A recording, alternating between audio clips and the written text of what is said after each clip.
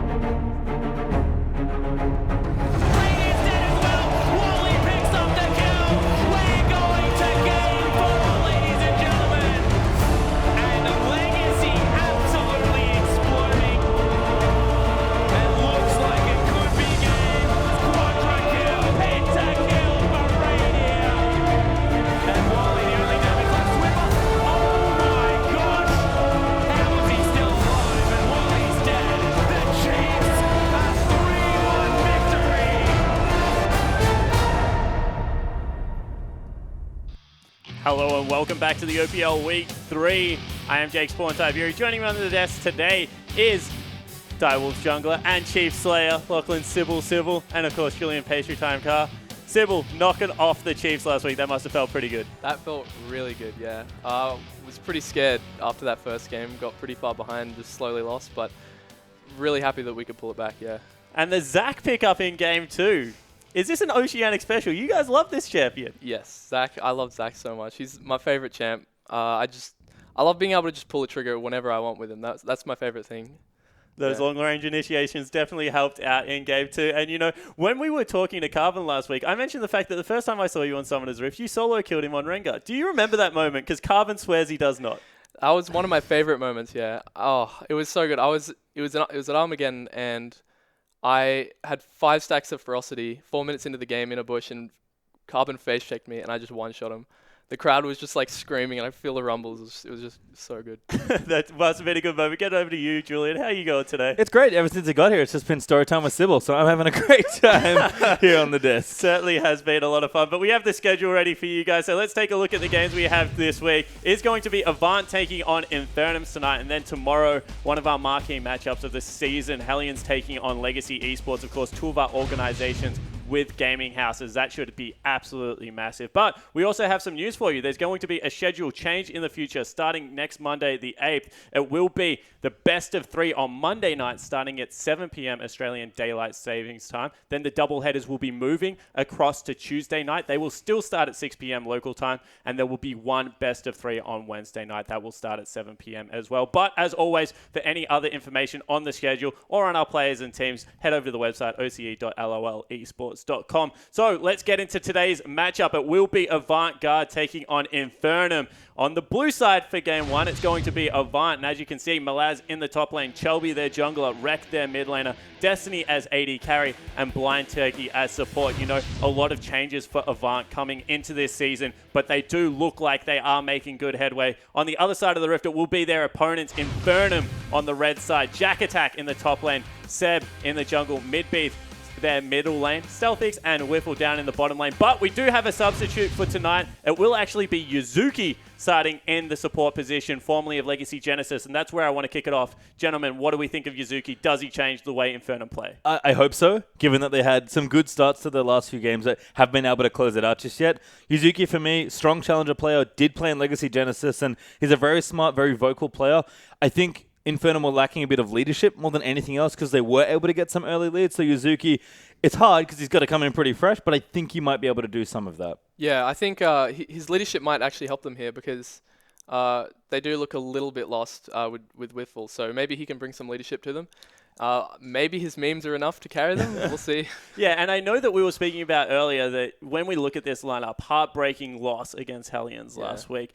Is that something that you think is a little bit too hard for this team to bounce back from? Can they do it? They're going to have to. Last week was really rough. Two games that they really should have won. Just they let it slip away, and they can't let it happen again. They really need to pull back from that. Yeah, I mean, it's always tough to lose games, especially when they're that close, and they were able to get leads. Again, been impressed by Infernum's ability to find places on the map to get ahead, but maybe not as impressed with their ability to execute in the mid and late game and really come together as a team. So maybe Yuzuki changes some of that, but as far as this game goes, both of these teams have had tough opponents already.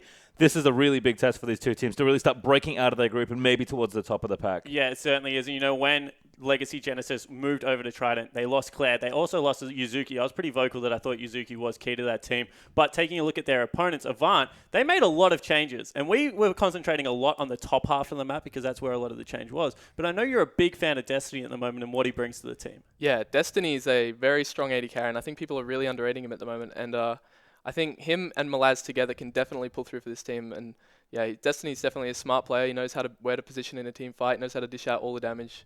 So yeah, I'm going to be looking at him. Are you on the Destiny hype train, Faye? Yeah, at least a little bit. Destiny's been a very vocal player about how strong he thinks and he and his team are. So I've been impressed with his play so far. Obviously looking forward to a bit more play, but for me it is about the top half of the map with Malaz. Chelby, I always love seeing him play well and just go off and fight people, but Malaz is this big carry top laner and Morgana top. Not really the big carry we're all thinking of here. I'd love to see the Casio, but just get something like the Fiora, just get something a little harder, and I would love to see Malaz carry a game. For sure. Malaz does need to get on one of those carry champs because he really can show up in that top lane. He's definitely one of the best top laners in the region, and he does need to get off that Morgana.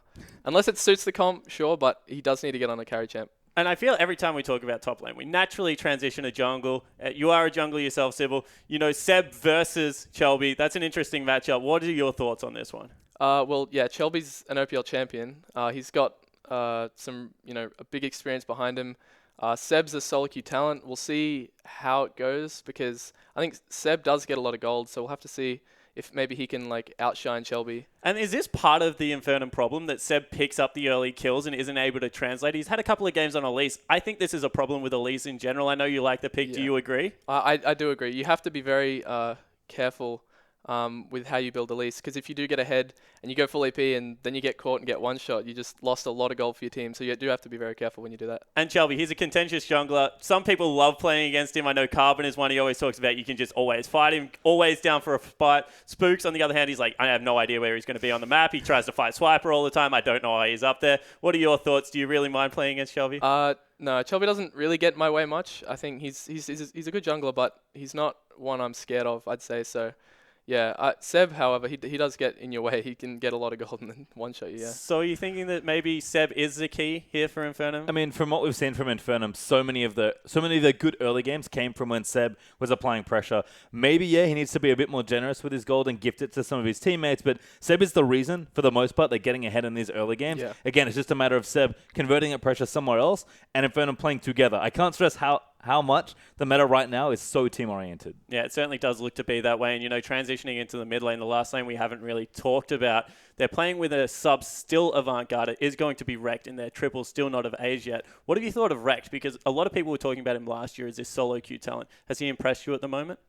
He's definitely a solid player. He's been around for a while, and I think they're probably going to look better with Triple Cheese, but that doesn't mean Wrecked's bad. I just think we just need to see until they get Triple Cheese. AB probably need to watch out for that, I'd say. Yeah, I can agree. I think everyone's excited about Triple because this is clearly very young talent sort of coming up from solo queue. But Rek to me is a player that has certainly had some praise from and is also a young player. I think if maybe Malaz is sticking to more of the tanks, which are somewhat prevalent in the meta as well, depending on where they want to go, then Rek does have to step up there. So I'd love to see Rek really go off. For me, it's just the Avant solo laners.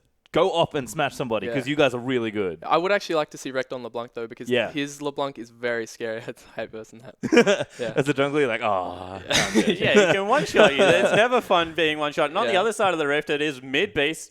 And, 7 mid-beast synergy has always been very good. They played on a team together. That's why they like to bring him in. Is that something that you think Infernum need to look to exploit? For sure, yeah. Their synergy is one of the best. They're good together. And I think Cookie and Bomb, they're the dynamic duo. They're pretty scary together. So, yeah, we're going to have to see if those two, like, that'll be a very interesting matchup. Yeah, it certainly will be. But guys, the players are ready, the casters are ready, so let's throw over there to Atlas and Rusty.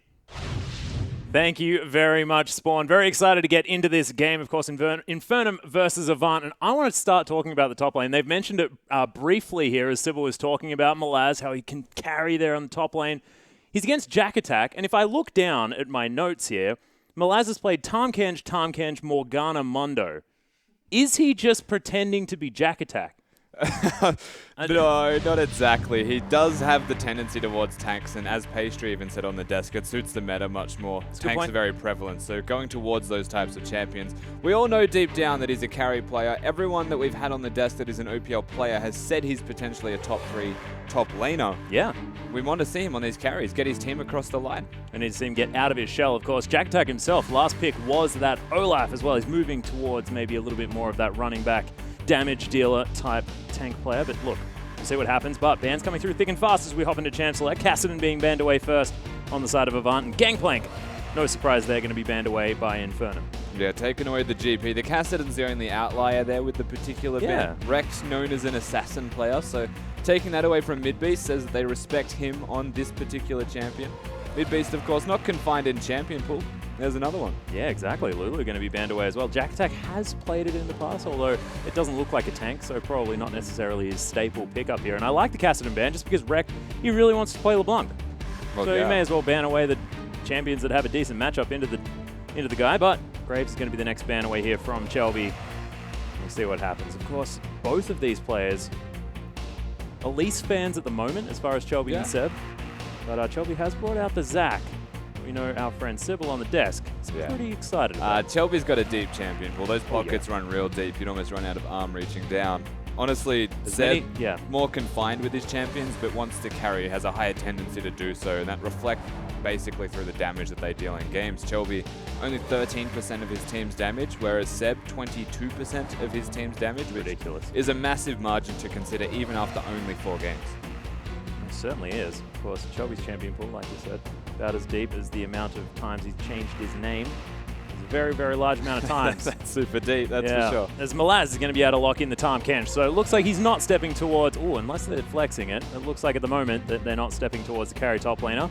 There's Jack Attack now considering the Trundle, a little bit nerfed at the moment, but Seb going to pick up the very strong Corki. Could be played in the mid lane there, or could be given over to Stealthix, who does like the short range 80 carry. Safe to note that it should be the Trundle support. Jack Attack may not want to go towards this champion. He could even, I guess Poppy is banned as well, but Malaz going for that super tank. I will say Tahm Kench is one of the damage tanks. Yes, that's true. Of course. Spoken to no end about the fact that he can stop split pushes and also be almost impossible to kill. As AV have locked in some pretty decent pick potential in these two ones, but also still very versatile in the Elise and the Thresh. Yeah, they've got themselves a pick composition well and truly in place. Malaz on this Tahm Kench can deal with any split pusher reasonably effectively. Not all of them, but most of them, as Tahm Kench is pretty ridiculous, to say the least. So really, Avant-Garde leaving their AD carry and their mid laner out of this. Lucian always a possibility for Destiny. Is yet to play anything else so far in the OPL. They could just work around what they've got so far with the Elise Thresh. Just pick damage. Yeah, they may as well. I'm actually surprised Chelby didn't pick up the Rek'Sai here because they have all the makings of what looks like AV's favorite team comp, which involves Tahm Kench, Rek'Sai, and of course Lucian and Thresh. They played those 4 champions twice in a row, managed to come out with victories there in their first game against Hellions, but not going to be the case as they let the Rek'Sai slip through, and Seb's going to pick that one up for himself. And Alistair actually picked up 4th round here for Infernum. Normally massive priority, but when you got Blind Turkey on your roster, you probably want to play Thresh. Absolutely. Blind Turkey's a monster Thresh, so they do pick that one here for Avant-Garde, whereas Infernum, Yuzuki can definitely play that, which does mean Jack Attack in that top lane is going to pick up Trundle into the Tahm Kench. And back and forth matchup, you'll have to say. Jack naturally on Trundle, can be a tank, has a lot of sustain, will be perfectly fine with that champion. And I'd be surprised if Midbeast isn't playing this Corki.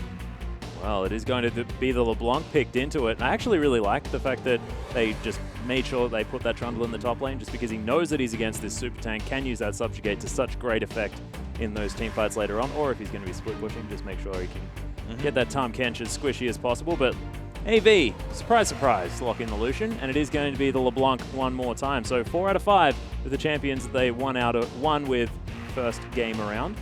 We'll see whether they're going to be just as successful here against Infernum. I will say that no surprises across the board for Avant Not with at their all. team composition. What they have done is given Infernum arguably the strongest champions in every role besides maybe top lane, which is just the facilitator. They're going to be a tank that does their job. Rek'Sai is a phenomenal jungler at the moment. You can utilize a lack of vision across the map early game and just keep lanes pressured and or Chelby in this jungle role pressured. Same thing goes with having the last pick here. Across the board, power picks for Infernum. Yeah, a whole lot. And look, still flexing that Corki. They were hovering the Callista here, Infernum, just showing that they can mix this one around. Have given it over to Stealthix there on the 80 carry position. So 80 carry Corki, pretty standard still, but now with Yuzuki in the roster on the Alistair, and we've already heard words about Yuzuki, the fact that he has sort of led a team in Legacy Genesis, of course now Trident. Yeah. And we'll see whether now on this playmaking champion, whether he can make a little bit more of an impact and create more plays here for Infernum, which they were lacking last week. Well, absolutely. If he's going to be playing a champion like Alistar, then he's got the means to engage for his team. Yeah. So at the very least, the shot calling will be very seamless for this support for Infernum now in Yuzuki. In saying that, Midbeast has the way to go in also. And looking at this side prior to even having Yuzuki when it was Whiffle, they needed someone else to step up and go in anyway. Midbeast was always trying to fill those shoes. Yeah. Now there's two members that can do it, which is a strict upgrade near immediately here for Infernum. Yeah, it's really true. And the fact that they do have so much untargetability, of course, you sort of put the Unbreakable Will in that category just because he almost takes no damage there on the Alistair. But then you've got the Lissandra there as well. They've got so much area of control for the rest of the team to really just wreak havoc. And then you've got, of course, Jack Attack up there just wailing on people with his club. But on the side of Avant, they're just very comfortable. They've got all of these picks that they're very, very happy to play. We'll see exactly what's going to happen. But, ladies and gentlemen, I want to hear from you. Use that hashtag AVWin or the hashtag InfWin if you think either of these teams are going to take the victory, whether it's going to be AV continuing on to a 2-1 scoreline or whether Infernum are going to find their first victory here in the OPL. And look, it looks very, very close so far. It looks like the draft has gone pretty evenly for both teams, but do you put any sort of further ahead based on these champion picks? Of course, you were outspoken about Infernum being pretty strong. I will say that Avantgarde's draft is good and it's comfortable, but what they have given over to Infernum is a team composition you rarely want to give all of these power picks available as the double duck. Oh my goodness, he's hiding in the other dock. That's never made sense to me. It's so cute. Oh, best start to a game ever, ladies and gentlemen, as we are onto the Rift. AV versus Infernum as Destiny and Stealthix going to trade blows here in the mid lane, and Infernum, bit of an aggressive invade. Shelby going to spot them out. Not actually going to find too much apart from a venomous spiderling. It does a heck of a lot of damage. Yeah, they're brute forcing their way in. They have an Alistar, so they're more than welcome to do so. And really leave Avant with no options other than to watch it happen. The immediate response, of course. Flip side, they're going to ward the opposition blue buff area. Try and spot those lane swaps. Just getting knowledge. Usual. Cheeky devil. Oh, is he going to stop him? Oh, he's looking for it. Gets the tongue lash.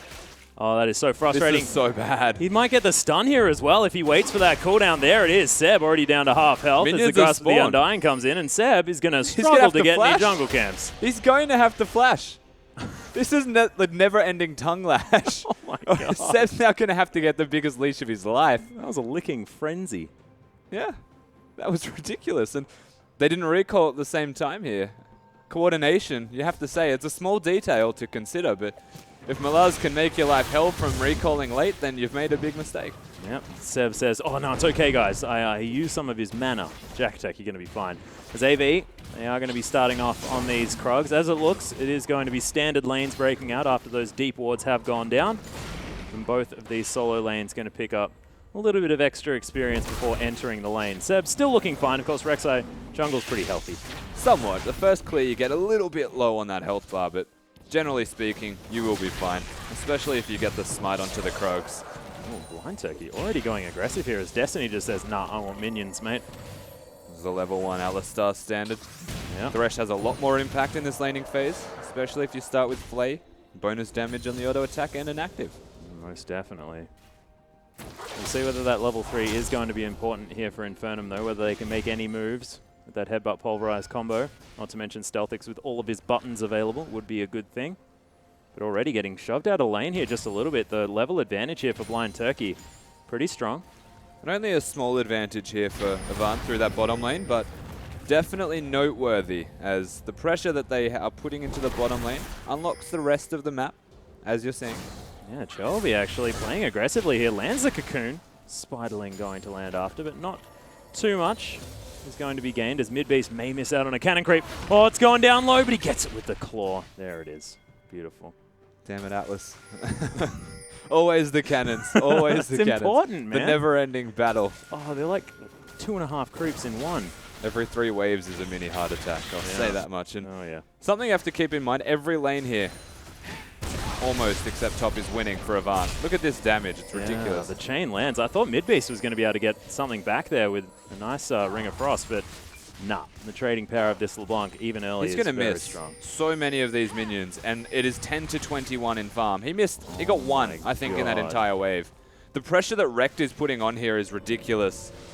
This middle lane's already in massive trouble. Even from the potion advantage, the pressure that LeBlanc's able to put on the map gives time for Chelby to do as he would please around the jungle area of Infernum. And considering that Seb is the catalyst of their success in this early game, to not have a Rek'Sai available or to force him into one lane can kind of pressure Infernum into making further mistakes. Yeah, and that even more credit over to Malaz for that as well. Being able to stop him from getting a healthy early start on this Rek'Sai has really made Seb sort of feel like he's playing from behind already. You can see focusing on the farm here as he's taking his blue buff for the first time. I mean, the only solution I could give them right now is to actually give that blue over to Midbeast, but then you run the risk of giving it to LeBlanc. Yeah. Having that ignite against teleport, actually a big factor in these trades.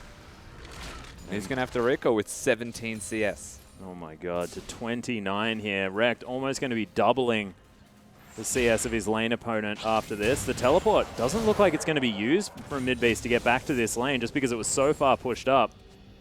He doesn't seem to find it worth it as Chelby, he's going to find his way in, wants to get the repel to create some distance. There he is in range of the cocoon now. Tongue Lash comes out for the slow, and they manage to land it. Jack Attack forced to flash, and there's the traffic cone defensively as Avant break away. And Jack Attack does get out, but a Summoner Spell burned. Content with that in this top lane. If he ever has to recall, we'll still have a teleport. We'll see if Chelby comes back. Oh my god. Oh, the flash pulverize not going to be enough. Destiny actually caught out of his ride on the lantern as Yuzuki going to get flayed back. Nice tower damage going to come through as AV managed to get past it. But man, moving out of the way of that flash pulverize was huge. That was mechanically excellent from Destiny. Yuzuki not hitting the mark with the pulverize, but that's because it was dodged. More pressure mid. But the fact that they didn't get a kill bottom is actually a big deal. That Summoner Spell's expended here for nothing. And you can see Avant still very, very strong in this lane. More than happy to push up. You can see Chelby taking away a pink ward. Midbeast now with an item advantage, but Rekt still, you can see how confident he is, still happy to play up as look at that movement from Destiny. Takes the lantern. It's a nice knock-up, but just not enough. No, not at all. And of course, fantastic from Destiny, walking the opposite direction, knowing that Alistar was about to come in. Pretty simple, pretty work, basically. Didn't even have to use a summoner, didn't dash, didn't flash. Just took the lantern, dashed to safety after. Yeah, it's just, that reaction time is ridiculous as there's the headbutt pulverize. He's going to find him that time, but Death Sentence not going to get knocked up as Seb just can't find the Unburrow in time, and AV just schooling him. This is how to survive ganks, ladies and gentlemen. Yeah. Avant-garde. That was a flash from Blind Turkey only this time to make sure that the lantern took him past Seb and to a point of safety. Looking after his AD carry is in his best interest, and rightly so, given that Destiny is the sole almost and primary carry of Avant-garde. 82% kill participation and does 37% of his team's damage. Most of Avant is on his back. Yeah, Destiny has definitely shown that he can carry. And he's done so on this champion and this champion alone. The only Lucian played. Of course, Stealthix is a Lucian player. They had the opportunity to pick that one up a little bit earlier in the draft. We'll see whether Infernum adjust that as we move into game number 2. But right now, we're still very much in early days. First blood yet to go down at 7.5 minutes as Chelby's going to take down the Rift Scuttler. And so far, you can see CS advantages across the board in the lanes for Avant. But they're getting closed in just a little bit. Midbeast doing a decent job trying to claw his way back as that CS lead hasn't really extended for quite some time. Yeah, things slowing down a little bit. Oh what? my god! How did that even land? As there's a really nice headbutt pulverized, but that may mean that Stealthix has to go back. What was that? That was just phenomenal work here from Blind Turkey. Connects the nigh on impossible hook. Puts a very awkward predicament here for Stealthix, who no longer has his heal.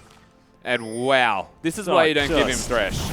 Just don't even. I can't believe that was so effective. This Destiny hook, auto attacks there's a minion. Yeah, look. Oh, with the its minion dies. culling. Yeah, so the minion dies. God. The fact that that even worked, this bot lane from Avant-Garde is a big deal. I have a feeling if Destiny had the mana, he probably would have killed him just then. He got comboed from Yuzuki, so I think he was just within the realm of safety. Well, definitely danger times here for Infernum's bottom lane, as it is going to be a Sheen picked up, as well as the makings of that Phage. Stealthix about halfway to his Trinity Force thus far. You can see Jack Attack took a lot of damage from Malaz as he made his way back into the lane, now with the Kindle Gem and that Chain Vest, and he's going to be able to grab himself the makings of the Spirit Visage as his first item. Jack Attack, of course, not necessarily known to go carry style, so already getting the defensive items. Midbeast hasn't teleported once. He's walked a lane twice now and hasn't actually used his teleport. And you start to question the efficiency of having that summoner spell if you're just by default going to lose your lane. And not use your teleport to keep yourself healthy. Yeah. He needs to find some use for that, because the ignite pressure that Rekt has just by holding his summoner spell is becoming much more efficient. Look at the CS advantage. Yeah, you create that in... Oh my goodness. That's what you get for creative gank pathing, Seb. The dragon doesn't like you. Gotta watch out for that Bernie item that he's managed to pick up there in the Barmy Cinder. Well, it looks like Chelby's actually skirting around. Not going to see that ward as Blind Turkey waiting off to the side, but Stealthic's going to get safely underneath this turret for now. See, farming with those rockets, making sure he stays safe. As this is the lane that just seems to be the real problem for Infernum at the moment. And Shelby's poking his head around. And that's the dangerous thing. Look at the item spike here for Rekt. Does have his Frost Queen's claim available to him. In comparison, Midbeast, you would have to assume working towards Rod of Ages, has a Blasting Wand. Yeah. So at this point in the game, absolute power in that middle lane goes to Rekt. His ability to rotate around the map is entirely on him. Yeah, the ridiculous part is now, if any sort of engage breaks out in the jungle, Rekt can just slow them down, pick them off one by one. You can see already moving his way forward. See where he does put his pink See how ward. they avoid the tunnels as well? Yeah. But they're about to get spotted by a ward. Oh, Frost Queens comes out though. Flash Tongue Lash comes in as Jack Attack does have his flash back up. Gets underneath his turret as Chelby lines up the cocoon under it. Is able to use the repel to get himself out of trouble as Jack Attack was eaten. My God, that was close as First Blood comes in for, I believe, the red buff of Chelby. Infernum going to answer with a dragon. So Infernum do answer. Blind Turkey's going to try and be the miracle hook again, but doesn't connect. And Avant-Garde, they utilize the item spike we mentioned. They go top lane and dive a Trundle, which is not an easy task, especially given his item build. But they do manage to succeed, even if barely, an effective use of that roam. Yeah, really nicely done. Of course, Dragon this early on, not all that important, but AV may need to start paying attention if Infernum can get a few back-to-back, but I'd say probably a win here for AV, especially now if they get the turret. Yeah, exactly. Yeah, so they find an objective trade and they get the kill, but this objective gives them gold, and that's entirely reflected in their gold lead that we're looking at right now. Yeah, need that money. Find Seb. Can't even get himself some Krugs. Blind Turkey still wants it. Oh, Death Sentence dodged. Blind there from Seb. Really nicely done. There's the Frost Queen's claim. Rector saying, yeah, I'm spooky, guys. That'd be really cool to watch from Seb's perspective, because all he can see is the Tremor Sense. And he saw the Tremor Sense stop. And so he had to blindly assume that it was a hook. That is really cool. Well, nice play there from Seb. As Catalyst is now done for mid-beast, pretty close to that Rod of Ages, which will still be coming in at a relatively clean rate. Now being able to get back up in that farm. 100 to 105, actually. Yeah. Well, 110 now that Rector's cleaned out that wave, but not too bad. It's He's still managed to catching come up. back. Yeah, exactly. Yeah, but that was because he had to roam. Oh, we get to see this. Nice. Stops moving. No more tremors. Must be a hook. Oh, Perfect. so cute. That was really nice from Seb. That was nice actually play really so far. impressive. Yeah. I appreciate you, Seb. Oh, Malaz is hungry. Is it dinner time? No, Seb's coming in. He's been eaten. Grey health is available for Malaz, but we'll see whether he pops it in time. Is able to. Really nice flip on that one, as he will have to get out of here, but no flash as he used it in the gank, and Seb is going to be able to pick up the first kill for Infernum. An over-aggression from Malaz with a big minion stack favoring Jack Attack. Seb comes in at the right time. Can Shelby defend this, though? Well, all signs point to yes. Yeah, going to coax them out of the way here, as there were missing pings in the mid lane. Rekt now going to turn back up again, but Infernum are still going to back away. Harold now the target. Yep, so again, a lot of trading across the board here from Avant and Infernum. Infernum in particular taking objectives. The Dragon once they kill top, and now the Rift Herald once they get a kill in top lane themselves. They're moving around the map with a reasonable amount of efficiency here. Yeah. Just not translating it into gold. A little bit unfortunate. We'll see whether it pays off in the later stages of the game, which is where we're asking most of the questions for Infernum, of course. With Yuzuki on the lineup, whether they can make a few more proactive moves. It has been where AV have been able to win a lot of their games. Of course, they've brought the games well and truly to the late game. Their series against Hellions, especially game number 1, 50-odd minutes. And they were able just to make the correct calls as the game got towards the end. There's a big power spike here for Avant's bottom lane, the 2v2. No Trinity Force available for Stealthic, so if they keep him in this lane, they can actually look for potential 4-man dives, something to that extent. Entirely up to what they would like to do with it. But just knowing that they're ahead in items is a big deal, and that's why they're just hard pushing, pressuring down that turret, slowly chip away at it from at least minions. And if you can get rid of those minions as well, Blind Turkey able to wind up these hooks over and over again, threaten the positioning of Infernum, as Shelby now moving aggressively through the jungle. Seb's already down here though, Harold buff swirling about. He knows. He's going to get cocooned as Shelby just gets a combo on him. We'll move on. Doing a fair bit of damage on this Elise now as well. He's going for the more defensive route with the Cinder Hulk. Yeah, kind of. It's a decent idea, honestly. They've got the team composition for it. If you go cooldown reduction, tank Elise, throw more cocoons. Careful. Yeah, there's the flash engage. Will he get headbutted back? There's the flash. Nice play from Blind Turkey as he puts the box down. The heel's there, but the rocket's going to seal the deal for Infernum. Shelby coming in, maybe a little bit late, but there's the teleport in from Avant. Will they be able to kill Stealthix here as the answering teleport comes down? Mid-Beast wants to get in, but is going to cancel it in the end. And AV now still with the pressure. But that teleport being cancelled from Jack Attack could spell the tower to fall. Jack may have to trade in the top lane. We'll see what Avant can do here. Yuzuki still exists.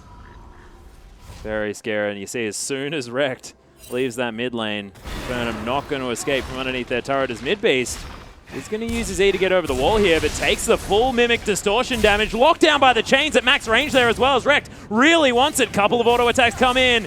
He's going to be able to land it. Really nice scrying orb, and he gets the 1v1. Yeah, Mid-Beast not having the ultimate available, the spelling detail in that, as we are going to watch what happens in the bottom lane. Keep in mind the teleports come out from their respective laners. And actually fight in the mid lane is what forced Mid-Beast ultimate, and that's why Rekt continues to go on him during this trade. Both top laners, they try and teleport. Jack Attack changes his mind, and he's now trying to get that top turret on the mini screen up there and gets it. Nicely done. Gets licked for it here as Malaz really wants to chase him. And I love it when he look at him. It's adorable, but he wants to have Jack Attack for dinner.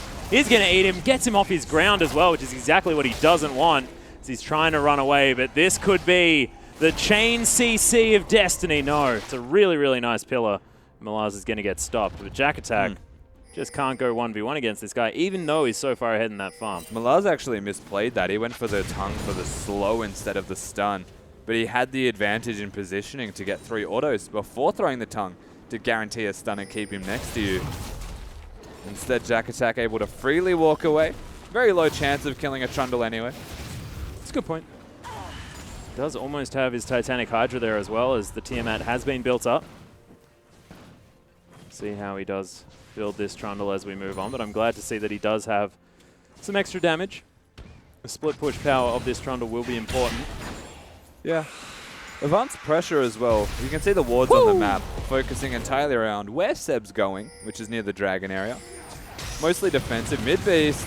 Oh, he's being caught out. Seb's going to find his way in as Mid-Beast doesn't follow the claw. Nice pressure though, threatening with that ability. Yeah, and they've actually sent Corky to the middle lane with his Trinity Force Spike to deal with LeBlanc. I don't agree with that. It looks like Avant. They're focusing where their vision is. Yeah, they are going to be able to take the second dragon of the game. Their first one. Shelby locks that one down. As Rek now just moving down the river. No one wanting anything to do with this LeBlanc. 1-0-1. Luden's Echo now completed as well as the Frost Queen's claim. Feeling pretty comfortable at the moment. It's Shelby just looking to push this one up. We'll see whether they can get any damage on this mid lane outer turret. Not likely. Nah, ain't Shelby happening. kind of just doing the rupee. It's my farm. In other words, Yep. decides to help tax that lane for the purpose Oh of no, pushing. help push it. Help push the yeah, lane. exactly. Is what he'd say. Yeah, Pushing the lane. Effective use of time. exactly. Well, Seb, he's here in the mid lane. They have a pink ward, so he wasn't spotted heading in. Nice Dark Passage, going to get Destiny out of the way. This Thresh has been what keeps Destiny alive the entire time. Is the Lucian an issue from Destiny? Probably not. Is the Thresh? Definitely. Oh yeah. Without that Thresh being there, there's been more than one moment where Infernum could have maybe gotten that pick on what is the primary carry for Avant-Garde. Instead, they get a bottom turret, they alleviate pressure in that middle lane, and now they're working on it as well. Well, Blind Turkey, of course, 100% win rate on the Thresh. Hasn't found any other victories as he lost on Poppy and Alistair in the last series. There's Destiny now with a bit of damage going to Shelby's head here. towards the mid lane and try and siege this one out. Cocoon not going to find it as Yuzuki going to get knocked back. Nice Cocoon onto Stealthix as Midbeast found his way in. Seb over the wall as well as the Spider Lady's just like, nope, nope, nope, nope, nope. He is going to be able to get out in time. But it is a tank at least, to say the least, so that much damage. Probably not going to come down onto her and walk away casually, just meander his way through. And the pressure is going See to you, Harold. maintain here. In this middle lane as an Elise Thresh composition in a 3v3. They're happy. Oh, Death Sentence lands Cocoon as well as Yuzuki in so much trouble. Uses the ultimate, but the Ignite burning for true damage. Not going to be enough. I am just getting excited. It's down to about 100 health, but we'll have to go home. Yeah, very casually walks away Alistair, pops the R button, but this is one member missing, and he won't have the ultimate for a little while. Again, the pressure that they're maintaining in this middle lane. We said they're 3v3 strong. Well, they're sticking to their guns, and that's a free objective. Yeah, and the thing is that, I mean, Yuzuki was all of their dive protection, right? As He that was. Alistair with the ultimate, so just a bit of a free objective there as Malaz able to go toe-to-toe with Jack Attack quite nicely. Does have his Swifty Boots with the Distortion enchantment. Going to have his teleport a little bit more readily than Jack Attack. And you could see in the bottom lane it was wrecked, trying to push that lane in. Look at the mini-map, Okay. and look at the pink wards for Avant. Oh my god. They're just a line. They've made a line across the map and just said, this is our vision. My concern with that is now they've secured a 3k gold lead, got all of the outer turrets. They need to move that line forward and Yeah. actually start to command their lead a little bit further. What the heck, Destiny? Did he just buy Rapid Fire Cannon and Boots too from only Essence Reaver? Wasn't paying attention to that. I think he may have. That's a big buy. That's 40% cooldown reduction now from 10. Quite That frightening. Puts him well and truly ahead of Stealthix, though, who's working towards that rapid fire cannon. About 1,300 gold away from that, I believe. Yeah. Malaz trying to stop this push. He's going to do so quite nicely. As Infernum, I mean, once again, we're seeing this team that just doesn't look like they're able to do anything around the map. And at the moment, it's based on the fact that AV are just commanding where they need to go. Yeah, they absolutely are. And we look at Jack Attack as the split push threat that needs to bring multiple members to him. But really, don't know. I don't know what the answer is. Malaz can deal with that. Yeah, well, Blue Pandatron thinks that they might be able to get something done here in Infernum, but the hook's going to land onto Jack Attack. It ain't looking good, Blue Pandatron. As Infernum are now trying to get the engage. Yuzuki flashes forward. Destiny's going to get picked off. Massive pulverize. I spoke too soon as Malaz is now doing his best to tank everyone up. Another hook lands as Chelby is trying to get damage down. Wrecked still here, but he face plants the wall. Malaz is going to fall now, and Infernum get 2 quick kills. And the Prophet has spoken. That tweet couldn't have been better timed. Infernum, they engage effectively here. Take down Avant-Garde. 2 of their members are dead. One's the tank, and one is their most important damaged threat that they're trying to keep alive in Destiny. Lucian gone. It means Infernum have complete control of this map besides Wrecked. All they need to do is respect his damage, and that's 3 objectives about to crash down, and money for Infernum's pockets. Yeah, I think that was a spoiler. Blue Pandatron was like tweeting from the future as Yuzuki's going to try and engage. Blind Turkey in trouble now as well as the Chlora Doom comes in. Midbeast grabs the kill as Jack Attack may have found himself a bit far forward. Destiny now back in this fight as Infernum thinking that they might just back away. Cocoon's going to land on a Seb. He's a very tanky member of this team. They have an opportunity to possibly re-engage. There are still low health bars on AV, but they're pressing forward. They could honestly keep pushing mid lane right now. Abyssal Voyage is possible here towards- too. Or work towards Baron and secure Vision, depending on what they want to do here. Remember, Infernum's team composition's just got wave clear everywhere. I think it's best to work on their Vision, consolidate what they can, given that fight came crashing down around them very quickly. Well, Shelby going to capitalize, but let's look at this fight again. And of course, Destiny was overextended here entirely. Yuzuki with the Pulverize with the flash was phenomenal work. And of course, Midbeast used that ultimate to secure his death. Malaz then just completely caught between 4 members of Infernum as Yuzuki is zoning. And that Alistar play set them up so nicely. Yeah, we were expecting good things from Yuzuki, and that's exactly how you started up. So now they're going for their second dragon of the game. Infernum now with a bit of control here. Of course, still behind about 1.5 thousand gold. But that is nothing to worry about. 24 minutes into this game, as StealthXC's got a package, and he wants to deliver it to Avant. Yeah, the gold lead that was 3K has narrowed. Be a little bit closer than it were. This is a great comeback start here for Infernum. See if they can maintain this. As we're at that point of the game where only 1 outer turret's remaining, and that is Midbeast hitting it now. Man, Shelby actually going towards the Rylai's Crystal Scepter after that Cinderhulk. Of course, bit of synergy between those 2 items. I like the fact that he's picked up a bit of extra damage. That's it. Every single outer turret has gone down, and this is the point where Vision is actually that much more important. Avant were trying to set up for it, and they lost a team fight. Infernum's turn to try and answer it themselves and get another good fight, because if they do, you'd have to say momentum shifts entirely in their favor. Yeah. I think it's based on who gets the pick, and there are a lot Shelby's of tools caught. for both of these teams. Yeah, Shelby will need to find himself a Cocoon or a flash onto a Lantern, but isn't going to get there as he gets over the top. Yuzuki just a bit too fat as he's standing on that light. Yeah, Blind not gonna be Turkey able to get him also walked away. Oh, so the right. lantern just It's disappeared. like- yeah, no, so exactly. oh, Descent's not going to be taken, and Shelby out of position. It's going to cost them. Absolutely. They're looking towards controlling the Baron area, and this is what we said. Get Vision, set up around Vision, make picks. Advanced Comp is designed to make picks, but Infernum are the ones doing it. Yeah, and they're actually making, like what we said, proactive plays. Again, Blue Pandatron. Shelby was just not sure how he managed to tweet from the future.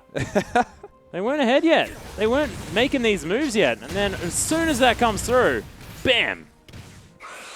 Impressed with confirmed Infernum. Infernum member. Yeah, exactly. Tweeting while playing. Oof. Impressive stuff. Apparently, if you tweet in, you're going to get a heck of a lot of airtime. So, you know. Infernum, though, shoving out this mid lane. Haven't seen too much from Rek just recently. Of course, he didn't fall in the last couple of engages, but wasn't able to get too much done. It's going to be important for this mid laner to really make things work. Luden's Echo now online, of course, with Rabbidan's Death Cap coming up in the near future. He's going to be very strong once that 30% extra AP comes in. Those 3 items. Yeah. Everything's starting to mount up here. No Zonias for Lissandro, still a pretty big deal. 2 chains. Oh, Malaz and Jack Attack just battling. Jack Attack not really too worried there, as he does still have the Subjugate. Acidity boots Thresh. Why? Says Regret. Oh my goodness. Okay, Shelby gonna try and make his way out. He can take that Lantern, but Blind Turkey not exactly in the best position as Infernum looking for a potential dive. Don't go in. Midbay says, nah, you can live this time, Destiny. And he's now got the QSS, which is so important against this Lissandra. Absolutely is, of course. Destiny will be a lot happier now, a lot more survivable with these team fights, and you are right, Mr. Flying, or Regret, I should say. Yeah, Flying Flying Regret. Regret. Yep. of Legacy support questioning the lucidity boots here for Blind Turkey. Flying Regret just makes me think of him like jumping off a cliff or something like that. Sort of makes sense, right? You're flying, You don't really need that. and you're regretting it. It's like, oh, I forgot my parachute. Regret. Never mind. Infernum heading forward. Destiny once again the target. This mid base is playing very far up. I think the point I was going to make is he doesn't actually need the lucidity boots. No, I don't think so But either. it's efficient CDR in terms of its cost. And if you need the CDR now rather than later, I mean, it's an investment that you might be wasting if things start to go poorly. Yep. When they were ahead, I would be okay with it, but now, maybe not. Well, they were ahead, of course. There's the QR combo as Yuzuki takes a bit of damage, but he's an Alistar, probably not going to die anytime soon. The claw comes in, mid-base looking for it with the flash. Blind Turkey going to be the target, but he flashes out of the way. Chelby looking for a cocoon, but doesn't get in there as Jack Attack now with a traffic cone. They've split up this fight quite nicely as Blind Turkey in there with the hook. Destiny now has been caught out, but the headbutt gets him to safety. Blind Turkey now as well does have that one available as Chelby's going to fall down in amidst that fight as Jack Attack picks up the kill, but he's the only death. And Yuzuki headbutts Destiny out to safety as the flash was also used. You have to keep that in mind. So the headbutt, maybe not intentional, to knock him to a safe zone. And Infernum, they only get one pick from an engage that severe. You question whether they can continue to push anything further. AV still have that Lucian, and he's got his culling available. So not a major success here by any means for Infernum, but still a win. Yeah, not too bad. Seb's able to push up this bottom lane as well as Rack just says, get out of my house. I got Spooky Ghost. He's going to be able to fend him off for now, but let's have a look at this one again. It was very chaotic. Yeah, so Midbeast used the self-cast ultimate. Blind Turkey kind of just casually walks away because of this. Not having the Zonias on Lissandra is the only reason you would self-cast there. The flash from Destiny is what gets him to safety as Yuzuki presses the headbutt to knock him into the rest of Infernum. They only get the one pick. Could have been a lot worse if Destiny didn't flash. So certainly could. Seb's going to construct himself an entry here into the game with that Void Rush, but going to get stopped as Chelby's going to clear out some vision now as well, but Rek'Sai in position, ready to attack and Infernum with a lot of vision control, especially around this mid-side river. Absolutely, and the game's now the dance of vision. Whoever can see the most tends to win the game. Yep. Blind Because you people can make picks. struggling to play League of Legends. Unless you lease in. That's true. Well, Jack Attack getting powerful as well as he does have that Iceborne Gauntlet as well as the Swifty Boots. It'll be difficult to shake off as Seb still takes a bit of damage from Rekt with that QR. Well, to be fair, they all take damage from Rekt at the moment. But He's he's got a only few items, yeah. he's only really hurting one person at a time as he's primarily actually using the QR. What? Okay, Malaz is going to eat himself a troll. Rekt is coming down, though. We'll see exactly how much damage he can do to Jack Attack, who's pretty tanky right now. Uses the Subjugate, and he's just going 1v1. Doesn't even care. Rekt now in trouble. His mid-base teleports down. You can see, in comes the rest of the cavalry. Man, AV, they have to be very careful. Jack Attack has this split push on lockdown. Jack asking, who's next? Bring it on. This tank is phenomenal right now. Malaz can't take him out. He's just in damage control mode. They try and burst him down, but Rekt gets his distortion cancelled from the Pillar of Ice, or in this case, the Traffic Cone, and denies the chunk of damage. Jack just presses his ultimate with a very low cooldown. You can see it ticking back up to availability now in your top right. Pretty easy stuff. He can just stay down here in the bottom lane, be happy. Yeah, I have a feeling it's exactly right. The scary part is that now this is the split-pushing Trundle, and the member of the team that AV are putting all their resources into is Destiny. The man is at 347 CS at 32 minutes. He was on 340 at 30 minutes into this game. That is a massive CS score. Absolutely is. Destiny. But he can't split push against Trundle. He's got an interesting item build as well, gone straight towards that last Whisper. Yeah. There's not a crazy amount of armor, but it's starting to reach the point of efficiency for him. Has that QSS, thankfully. Well, Malaz now not taking all that much damage. He's got 3 defensive items on this Tahm Kench, and as he eats that grey health, you can see he gets a whole bunch of it back with that Spirit Visage, so he's pretty happy. I don't think he was ever taking damage, just that Rekt came in and The started wet taking noodle damage. fight, as it were. Aptly named, of course, Jack Tank. Potato Tank. Nah, just Jack Tank now. Well, Shelby throws out a cocoon. There's a Spiderling there as well. They're trying to protect their pink ward as they do move away. Rekt, of course, with a lot of burst damage in his back pocket. Don't want to go against it for now as Void Star very close. 1,000 gold for Rekt to be complete monster no matter who he's attacking. Yeah. I think everyone's starting to power up again. The 3 big items for Stealthix is dangerous. Yeah, he's 3-0 too. And those 3 items are very effective against the carries here of Avant. Scrying Orb, he's going to spot things out as Stealthix almost dies to 2 spells from Rekt. Okay. Malaz is hungry for trolls, man. He's well and truly eating Jack Attack whenever he can. There's the lick, gets the stun as well as Malaz winning for now. But look at how much health you get back when you press R. Grab your popcorn, gents. We're in for a long one. Yeah, this is taking a while. Turret helping out once again as Malaz is like, I just don't do damage yet. Jack doesn't want to fight him. That's the difference. He's trying to just farm minions. Malaz is telling him, no, you must battle me. Yeah. At least pop the ultimate, but it's already halfway back to available again here for Jack. I don't really want to watch that anyhow. He's got 30% cooldown reduction just in items, so probably already at the 40% if he has any of his runes. Yeah, he'll just do that again. It'll be fine. Malaz still going toe-to-toe, but you can see even the passive from Jack Attack just doing so much work. Yeah. Oh, God, stop. We don't care about this lane, guys. They're not going to die.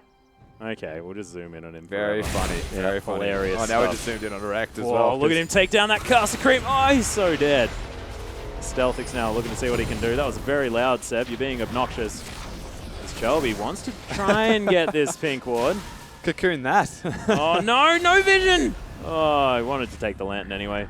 He's going to do so. The Stealthix now has a Hex Drinker. He got almost bursted 100 to 0 and then said, okay, maybe I need some magic resist. Oh, God.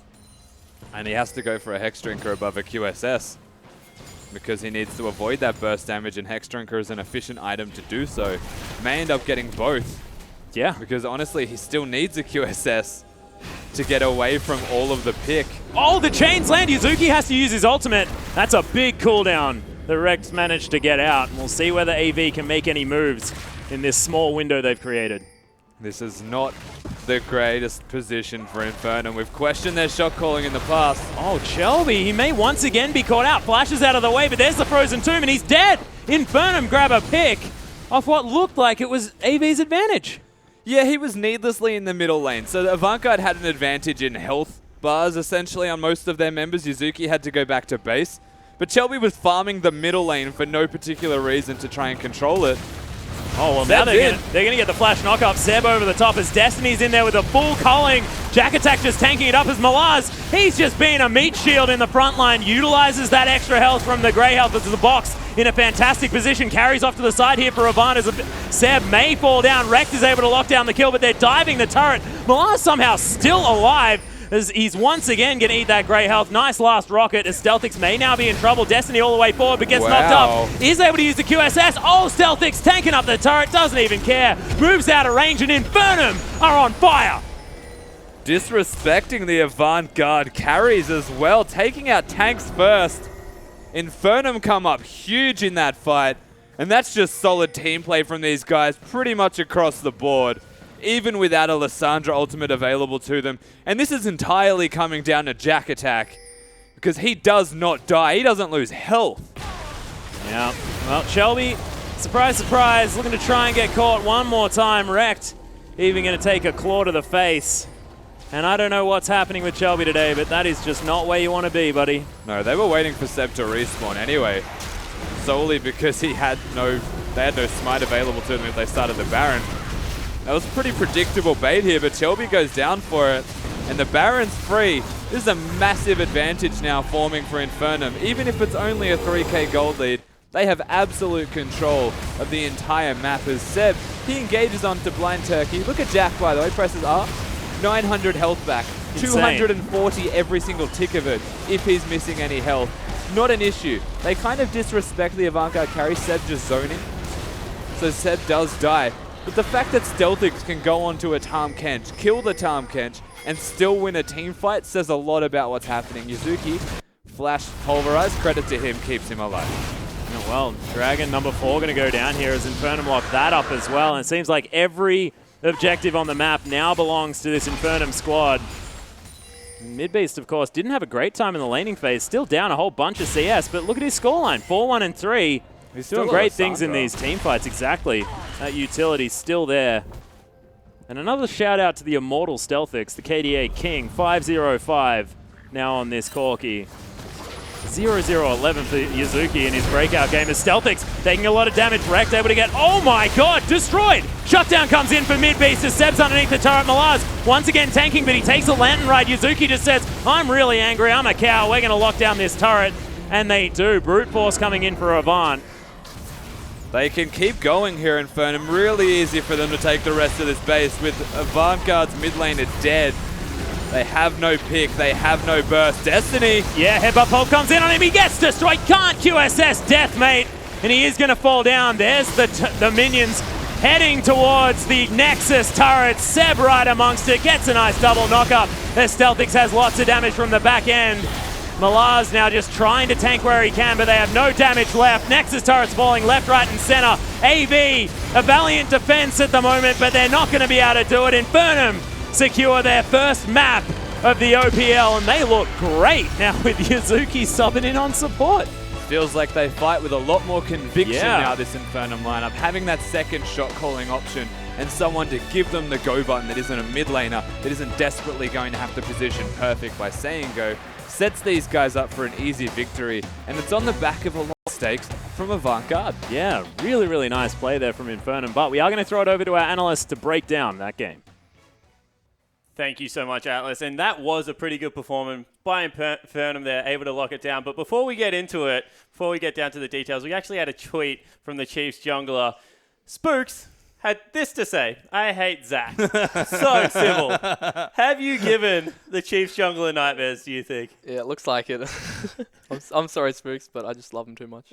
And is this going to be something that you know you're in their head? Are you going to take it into the next series? Just be like, look, we still have this. Ban it, boys. Ban it? Bad Zach. There you go. I actually thought they should have banned it game 2. But coming back to this game, we were looking at it, and Avant got off to an absolute flyer. We thought this was probably going to be over in short measure. Yeah, it actually looked like AV had this sort of good lead. Like, Seb got chunked out by Tom. It wasn't looking good for him early, and then I think Rekt got up in CS. It was looking really good mid, and then I don't really know. They sort of just got rolled over after mid-game, I guess. Yeah, it's a lot of what we expect, I think, from Avant. Just strong pressure from Shelby, even though at least maybe wasn't as aggressive as he could have been. But Rekt looking good on a signature champion that he's known for in LeBlanc.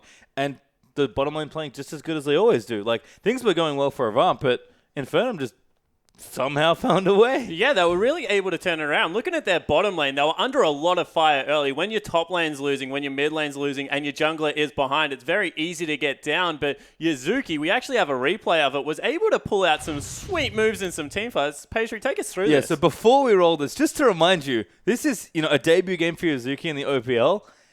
He messed up real bad, flash polving and missing in lane. So this is a big redemption moment for him. Let's roll the clip out now and just watch the express he takes in the minion line here. Lines up the headbutt, flashes in, and goodbye Destiny. Midbeast flashes in as well. Seb gets a great backline 3-man knockup as well. And this is just clean up. Malaz, he's going to take a while to die, but Avant lost their carry. They can't do anything anymore. Yeah, they certainly did. What else impressed me was Yuzuki always at the front of the fight. He's also looking to zone afterwards. Just so much pressure coming out of the support. I think he finished something along the lines of 0-0, 12, or 13. The bottom lane didn't die in general for Infernum, and that's a whole lot of good things, especially against your boy Destiny. He said, look for him to be one of the carries. Maybe Infernum showing up here. Yeah. It really did look like that. Who was their ADC again? Stealthix. Yeah. Stealthix really carried there. He definitely pulled his weight.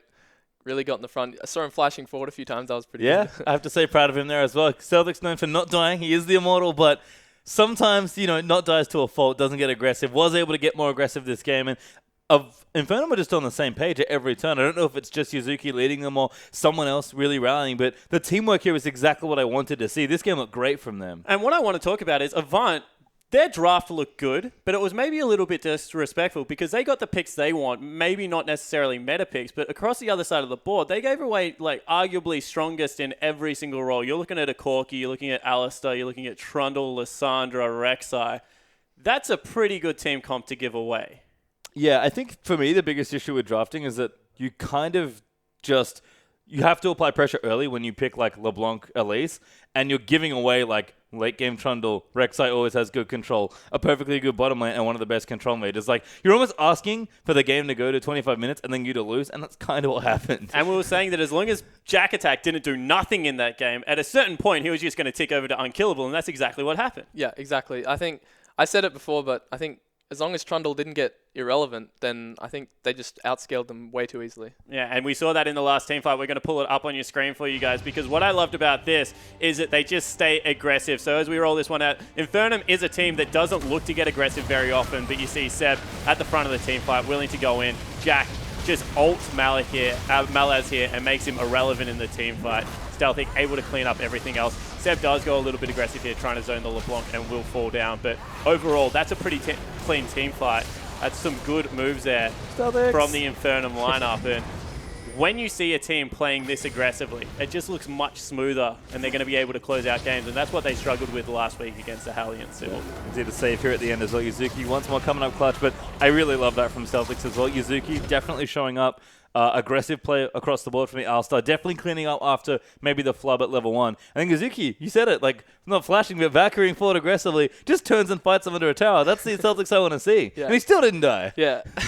Yeah, it was really impressive to see. So is this, I guess, late game aggression what we expect out of Infernum? Because they got ahead early and weren't able to win. Do you think that they're just throwing caution to the wind at the moment? They're like, we need to find a way to win these games? Yeah, definitely. I think it was very good to see them pull the trigger there and just get ahead and then know how to close it, because after last week, that's what they needed to do, and they failed to do it twice, but here they are, and they did it well. And what did you think about Seb's jungling performance? Maybe not getting ahead this time, but a little bit more consistent in the late game? For sure. Considering his early game was it was a bit rough, but yeah, he did well. He did well after that. Certainly did, and that means that Infernum was able to pick up the Game 1 victory. Don't go anywhere, guys, because in about 3 minutes, they're going to take to the Rift again to see who wins Game 2.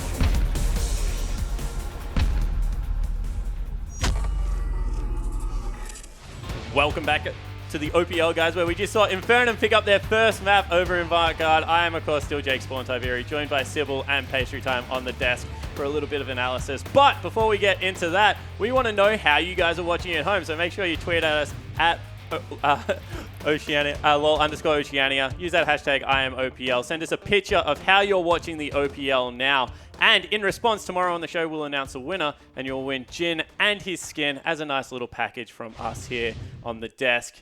Pastry, how do you watch OPL normally? Me? I sit behind you and comment on the game and hope that you don't hurt me because I'm telling you just such awful things about what's happening. Yeah, very, very loudly was the response I was expecting there. Pastry Time is an animated reviewer. You would actually need a video to get it across. But going back to this game, we expected Avant to maybe take this series. Pastry, you thought it was going to be a little bit closer, maybe a 2-1, but I think, Sybil, you were hoping for a 2-0 here, and they just didn't really deliver it after what was a pretty clean early game. Yeah, they just seemed to struggle, really. They had the comp to take it out early to mid, and then they really didn't push it there. And Jack Attack really just showed up on Trundle, and it was, obvious pressure there. Yeah, for me, it's sort of hard to pinpoint exactly why they lost, but I think, the Trundle was a big problem, and recognizing that can be difficult. I don't really want to chalk the game up just to a draft loss, because I think there are other things they can fix, but for me, it's always going to be the same story. Malaz, I like your tank play. You're a great player.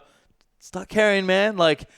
Tom Kent is never going to do enough work there if you're deciding to just kind of chill out and see what happens. You can't stop Trundle. Well, let's break it down a little bit because I think there were some factors. We talked about Seb getting behind early. Chelby not really concentrating pressure towards that mid or top lane. As a jungler, it's pretty important to capitalize on those kinds of mistakes. Yeah, we saw Seb have a really rough early game. So I think Chelby really needed to notice that and then pressure because it was all up to him, I think, early game to really get the pressure going. And I know that the LeBlanc build, whilst it was good early, looking to snowball there with a Frost Queen's Claim and a Luden's Echo, you weren't really happy with how it transitioned into the late game. It just struck me as a bit greedy from Rek, to be honest. Frost Queen's came Luden's, and then he was literally just split pushing sideways. And he had a need to see Large Rod, and I assume either Zhonya's or Deathcap, wherever he's going next, as soon as he hits 3 items nice and quickly, he starts taking over team fights. But Infernum did the smart thing and actually started fighting him then, and he's kind of sitting around being like, I can't really assassinate anyone because I have this AoE item and this other item. Yeah, and that's what I really was looking at. I felt like too much pressure was placed on Destiny, who is a very short-range AD carry and Lucian, because the team was just stacking MR on their big tanks, and they knew that the mid lane Rekt wasn't going to get to avoid stuff in any time at all because of such a greedy item build. Yeah, and I look at builds there for Lucian, Destiny built the right items, but my god, did he have to build so many different defensive items to not die. You build Reaver, that's standard. You want RFC, that's standard. And he's QSS, but he also needs IE, and I need a Last Whisper because I have to do damage with these tanks, and he's I just can't do anything. That's what it felt like. Lissandra pigeonholes you so much, and you saw Destiny struggle because he constantly just got a little bit out of position and then killed. So what are we expecting to change for Avant then going into this game? Do they lane swap? What are you expecting them to do strategically to try and shut down Infernum's late game? I think it's noticeable that Infernum have a weaker early game. So I think AV should definitely look to pressure early, for sure. Yeah, would agree. I mean, we talk about Chobi's aggression all the time. His Elise is fine, but I think he can apply more pressure. It's always hard with Chelby because sometimes he goes too aggressive and then everything falls apart. But I think in general, Avant just need to take a game early and just try and smash these lanes. And on the other side of the Rift, Infernum, we have to kind of compliment their shot calling. We said they kind of look like headless chicks last week. This time around, a lot more decisive calls on their team fight. Yeah, really good looking. Hard to say if it's just Yuzuki really doing that, but very impressed to see how they play. Nice decisive towards the late game. Well, we will get to see how they play, guys, because the players are ready to get back on Summoner's Rift. So here's Atlas and Rusty. And Pastry Time and Spawn just saying they look like really good headless chicks. I like it. I like it a lot. No comment. But as we get into this game, of course, Infernum looking to try and back up that victory and grab themselves that nice 2-0. But I want to see whether Chelby's feeling angry after that one. He got caught out multiple times. He's known to be very passionate on the Rift. We'll see whether now he just picks up something really, really strong and just takes over that early game, exactly like Sybil said he might have to do. I think the first thing he needs to do is not be a Cinder Hulk tank when he has a tank top laner as well. He needs to actually carry for his team if Malaz is going to be a tank, most importantly. And sure, it makes you a fragile jungler, but he had a big advantage in that early game anyway. Yeah. And knowing that Infernum have weak early games, you could capitalize on that with a carry-style jungle. Yeah, it might make sense, but we'll see exactly what happens. Of course, they've moved over to the red side this time around as we are in Champion Select. Poppy going to be the first ban away from either Blind Turkey or Malaz here. Of course, I do like the pick for Malaz because it's closer to a carry-style top laner. Well, essentially it is, yeah. Yeah. So, smart bans away from him. Yep, Corki going to be the next ban here as Stealthic's not going to be able to pick up that champion, and Stealthix has shown a lot of proficiency on these short-range AD carries. Of course, the Lucian, the Ezreal, and now the Corki has been what he's played so far in the OPL. And Ryze going to be the second ban here from Infernum, so just wanted to make sure they take the really powerful stuff off the Rift, and Lulu going to be the second one. So Avant not changing up too much, just going to be the Corki as that change. Of course, Poppy, Ryze, of course, the Ryze being banned on the blue side both times. Yeah, which means that Avant want to be the Ryze above all else. Of course, banning it also could indicate they want a first pick of their own choice here. Something above and beyond perhaps the Corki, which you have to remember was a flex pick that Avant got in their first game. Lulu's another good example of it. Lissandra as well that Midbeast played could be what we would consider flex picks. It's actually just a mid lane pick, but a very safe and sound first option. Yeah, it certainly is, but Gangplank going to be banned away here from Infernum. Tahm Kench actually banned here on the red side, so Avant not wanting to let that one possibly go through, but Graves has snuck his way through the draft this time around, and Seb wastes no time. Well, Jack Attack wastes no time. We don't know quite where that Graves is going. We saw it for the first time competitive play in the top lane just recently over in the LPL. Wasn't very successful, but definitely still was picked, so that's good. We'll see what Avant answer with now. A couple of real power picks possible. I like that first draft here from Avantgarde. That's actually very well rounded. Yeah. I feel like it plays to Rect as well. Also takes away a lot of the tools that Infernum were using in the last game in order to get ahead. Of course, Yuzuki really making it work on that cow, especially in the late game. And then, of course, Midbeast falling behind in the lane early, but it didn't matter. It was just fully utility on that Lissandra and was able to carry it through in the late game. So it was really nice. Still a pretty easy next rotation here, you would have to say, for Infernum. Okay. They could easily go for the Trundle Braum. I was going to say Braum's like the next step from Alistar. Yep. There's a disengage with like a half engage option as well. If you pop down the ultimate, displace everyone, keep them slowed. Of course, Trundle Jack Attack already did well on this champion. Complements the team because it can flex to that support role. We don't actually know where it's going to go yet until they finish their draft. Yeah, it's true. Well, at the moment, it looks like a potential bottom lane has been locked in, as Stealthix is going to try the next short-range AD carry on his list, as the Callista is now going to be in his back pocket. A little bit of mid-game strength now for Infernum, as we'll see exactly where the Trundle's going. And Chelby, considering the Elise one more time, I don't want it. I want the Lee Sin. I want Shelby's Lee Sin. I want full ham. Why don't you want the Elise though? He didn't look that great in the last game. So that's the only issue. It's not about what he looks like though. I think the Elise is well suited compared to that of the Lee Sin. If you look that he's going to be against the Graves as well. He'll have a Jack Attack Trundle potentially that'll just deny him everything and destroy him. Honestly, I think the Elise is fine. I think it plays to what Avant want to do anyway. Get a pick, consolidate the pick, and get a kill immediately, blow them up. Lee Sin's a little bit more questionable in that regard. Well, we'll see exactly what they are going to do. Infernum now, all of the tricks are going to be changed. Yeah, that's right, producer. He's making some gains. Oh, God. I was wondering what he was saying. That's why I had no idea what I was talking about. Swole Beast. Couple of mid laner seconds. for Infernum. Small Beast. No, Swole. Swole Beast. Yeah. That's even worse. No, it's not. Oh, It's massive. okay. Well, he is looking to play Victor this game, Rusty, as we are going to have Braum locked in. So once again, Jack Attack going to be taking the Trundle to the top lane. Yeah, and no surprises, honestly. I think the Braum hover kind of indicated, Yep. maybe wrongly so, what they were looking to draft here from Infernum. So their options were, though varied and entirely capable, not going to happen. They pick up the Braum Callista.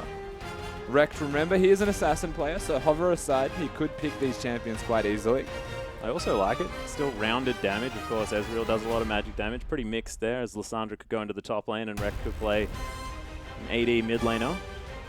Although if they do go towards something AP-based, that'd be a lot of magic damage for this squad, with not too much of a tank buster in that AD carry position. It's very true. They might want something physical-based. I would even personally say maybe a Varus. Kind of works with the team comp well. But Rekt, again, is assassin player. So he'll lock in the Zed. Yep. And they sort of considered a couple of things and then said, nope, we playing Zed, boys. And he's going to lock that one in. So I like it a lot. We'll see exactly what he's going to be able to do up against this Victor, as Midbeast looking once again to play a pretty sort of utility-based laner at least beginning. Farm from range using that laser. Very, very safe. But safety probably not going to be in the jungle, as Seb did manage to pick up that Graves, which has been a huge pick so far in the OPL. Known for being more of a farm jungler as well, Graves has the True. capabilities to gank and be aggressive when necessary. If you catch Chelby out of position, maybe you want to try and take him down, but for the most part, Infernum, they've shown they're happy getting through that early game where they've been notably weak and can just start to scale up, get those team fights where Trundle's ultimate's a big deal. Graves will have burst. Victor always scales, and their bottom lane as well can match the strength of the rest of the team. I think Avant-Garde, the onus is definitely on them to get the Zed rolling, put him in a side lane and just blow up the Trundle potentially, but that's near impossible. Yeah, it's going to be very, very difficult. Of course, Trundle, if they let him get to the stage he got to last game, there's not going to be a lot of Zed can do about it. I don't know what anybody else can do about it as well, because they got a Lissandra in that lane. There's not really much to match that split push, so it does have to be all done in that early game. Yeah. It's going to be pretty scary. But, ladies and gentlemen, we want to hear from you. Is it going to be a 2-0 in favor of Infernum? If you think so, use that hashtag INFWin. Or, if you think Avant-Garde are going to be able to take us to a Game 3, use that hashtag AVWin. See exactly who is going to be able to take this one very, very soon, as we're about to hop onto the Rift for game number 2. And Infernum, they've really impressed me so far. It's been a really, really great series for these guys, of course. Not being able to find a win at all, of course, very close one against Hellions in last week's series, but now finally reaping some reward from their decent play around the Rift. Yeah, lots of positives here for Infernum, but most importantly, lots of things that Avant-Garde need to fix coming into game number 2 here. They're one game down in this set. They've gone all in a way with having that Zed pick there, and Malaz has gone towards a carry top laner, so they've changed up their team to what we thought Avant should be. And finally, Destiny's not Lucian. Yeah, exactly, and we'll see how he goes. Already doing a lot of damage to Stealthix. Won that one well and truly, as Rekt is checking out his blades. He may need to move away, as there's a lot of things going into that brush.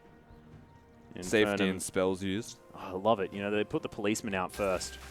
Jack Attack, biggest truncheon of all time. As once again, very deep vision comes out from both teams. Spotting any potential lane swaps. Yeah, and they're just going to recall, hopefully at the same time this time around, as they all go back to base, and yes, they do. Nice. Well done, they've learned. Yep, Seb's going to be like, oh, here we are. Be able to get into a good jungle this time around. And this is the mind games that always ensue here from AD carry and support duos. They place their vision as deep as they possibly can to try and spot the opposition team. And they were about to have Malaz recall, but they saw Infernum's bot lane on a ward. Pinged him to back He's to be done careful. that back so many times. Okay. I just love the be careful ping when Malaz is actually hugging his turret. Yeah, I don't think he needs to be that careful, guys. He will be fine. Seb, they're going to be taking the Gromp first up. Had a bit of a start there from Jack Attack, as he's going to be very healthy in this jungle. Shelby as well, going to be able to start on this blue buff as Stealthix and Yuzuki take away the Krugs here on the bottom side of the map. And we'll see how Stealthix goes, of course. I probably would have given him MVP for game number 1, playing really, really well on that Corki, and now a different experience on the Kalista. Has already put some sticks into Destiny. Yeah, they've got the level advantage here. Stealthic's already ticking 2. The trading capabilities are just ridiculous, especially when you've got Braum with that Q at level 1. He hits a power spike, whereas Alistar wants 2 or 3, depending on what he starts. Of course, they gave Chelby a leash, so they didn't get experience themselves on the Gromp camp. Instead, they put everything towards this Elise. And it cost them a lot in the bottom lane early, but they should be fine moving forward. Yeah, of course, Ezreal scales pretty well if he goes that blue path. So looking to see whether they can weather the storm. But we'll see what Infernum can do. Of course, if they manage to get a lead early, that's the thing that scares me about this team comp that Avant have put together. There's a lot of things in the late game that raise some question marks here for the team. Yeah.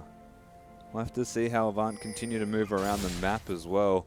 Shelby's playing a little bit different this time around. I feel like his pressure's more notably at least attempting to be present. True. He's going to come in and say hello.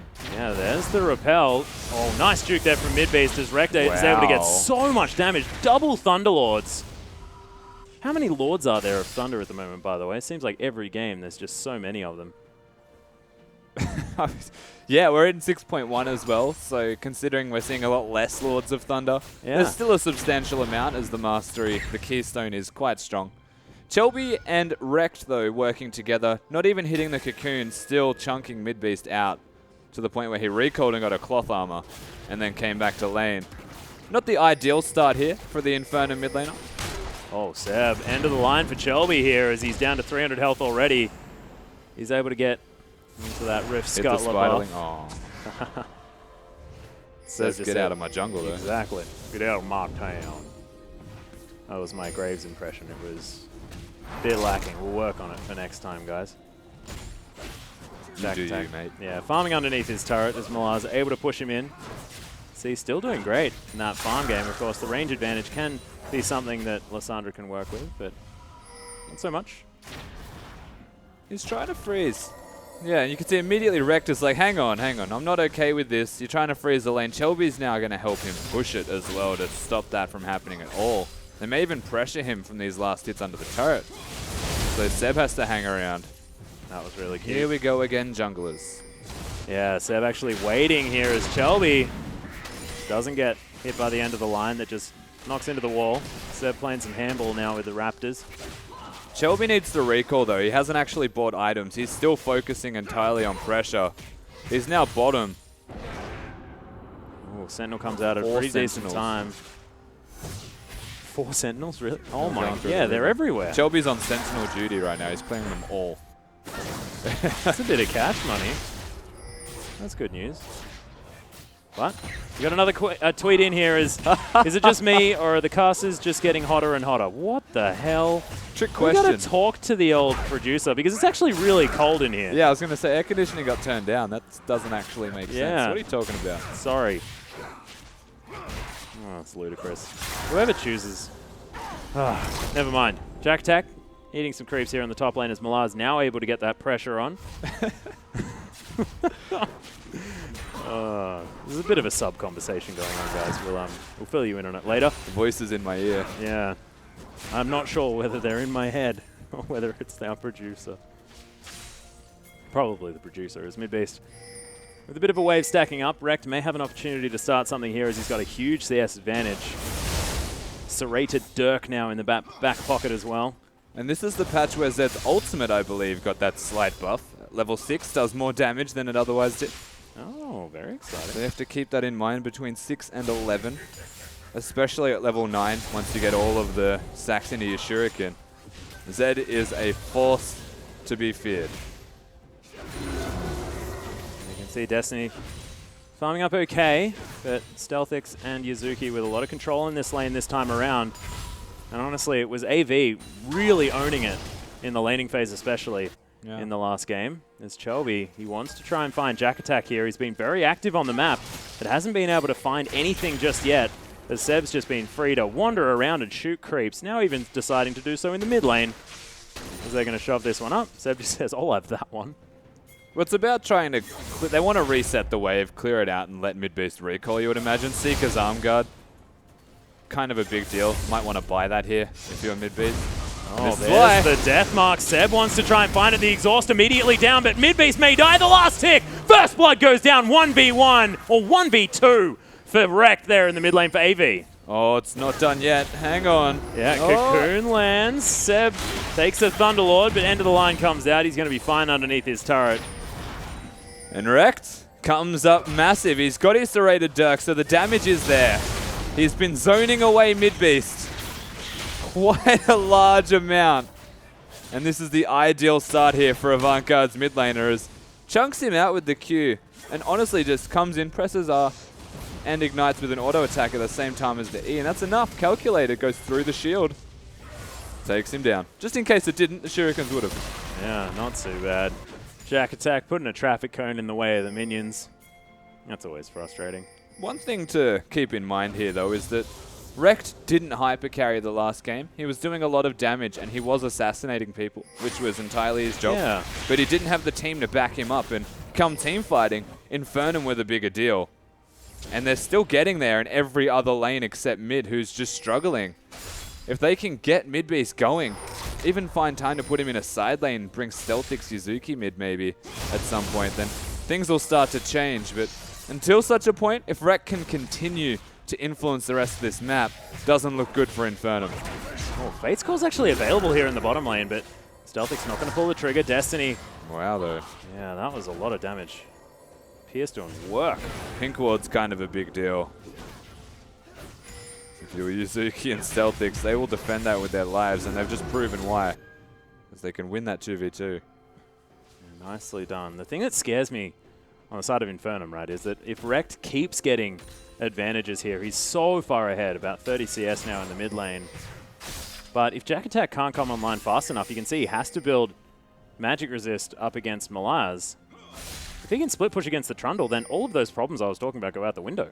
And I was going to mention this as well, is that if you're laning against a Lissandra as Jack Attack, you're going to stack Magic Resistance. Come mid-game, Zed's going to be doing entirely physical. And if you only have MR to speak of, you're not going to be able to deal with Rekt. And you will get 1v1'd. Yeah. Rekt not going to have too many troubles there, but see whether Infernum can safely transition this mid-game.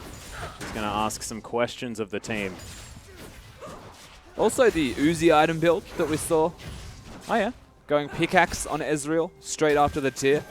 It's about being efficient with your gold as well. You don't have enough for a Sheen, you may as well still get some damage. And it's good for the consistent trades with auto attacks. If you're not effectively trading with the Q. Well, you can see Infernum still ahead in this lane. Not by about 6, but it's not too bad. Destiny still stacking that tier just fine. Like you said, nothing too much happening. As Rekt is going to clear out the mid lane, now moving towards the top side. ZV pretty keen on this top outer turret. Yeah. Infernum, though, we got questions to ask at the bottom lane here. There's the flash pulverized. Blind Turkey looking for more as the teleport comes in. The ultimate comes out from Yuzuki. Fate's Call comes in. They're trying to re-engage the flash forward. They managed to get it. Seb is in there. Picks up the kill. Yuzuki now as well, right in amongst it. Huge pulverize comes down as everyone from AV is on the way, but it's a double kill for Seb. Can they now disengage? And they can.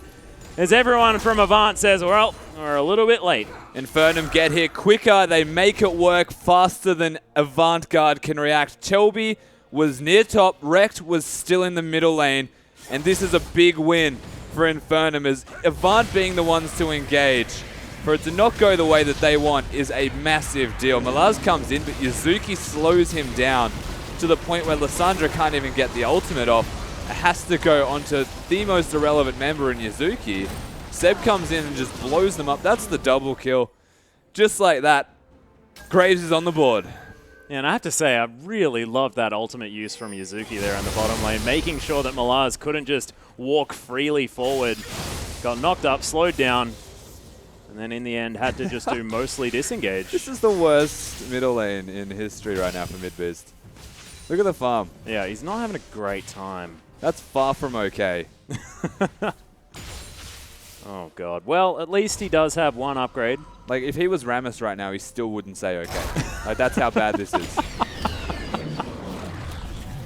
I understood that. That was fantastic. The lord of the analogies that actually make sense. Rusty Pie. As Jack Attack gets caught by a cocoon. Seb's here as well, though. Chelby in trouble. He's trying to engage. The Corodoon comes in. Nice flash from Chelby. But Malaz not going to be able to get too much back as Infernum just going to turn their attention to the top laner. Oh dear, Rekt is making his way up. Spotted by the Rift Scuttler. Quick draw over the wall from Seb, and they're out of there. Yeah, they're just running around avoiding Rekt, and he is in this middle lane, so it doesn't take long to rotate. Not the easiest thing for Infernum to do. Midbeast is like, nope, nope, nope, nope, nope, nope, nope, nope, nope. He's back in lane. Hide behind my turret, not even next to it. Yeah. But Infernum, again, Graves respecting Malaz on this Lissandra, knowing that he can engage and potentially take him down. Of course, unaware that Malaz didn't have his ultimate up yet. And so they could have chased Chelby. They don't opt into it. Yeah, decided they didn't want to use the flashes to get over those walls as well as Jack Attack held onto his. I think it makes a lot of sense with Rekt as strong as he is. Infernum really can't afford to overextend with these plays because the cleanup that could come in from this already one kill up Zed is just a really big deal. Yeah. The fact that they're working around him, though, is really important. It's a juggling act right now, and Infernum, they're managing to catch the balls. I also like that Chelby got the blue buff. Zed hasn't had an impact yet. Oh, ultimate comes in. That Unbreakable was outstanding from Yuzuki. Grabs it on the way past. The minion wave even going to survive. Here's Chelby. Yeah, he's coming down, spotted by the ward. And Zed. Yeah, okay. That's probably not what they want. Is AV going to force a turret? Yeah, they're going to get this turret down. Seb's immediate response. He's on the other side of the map.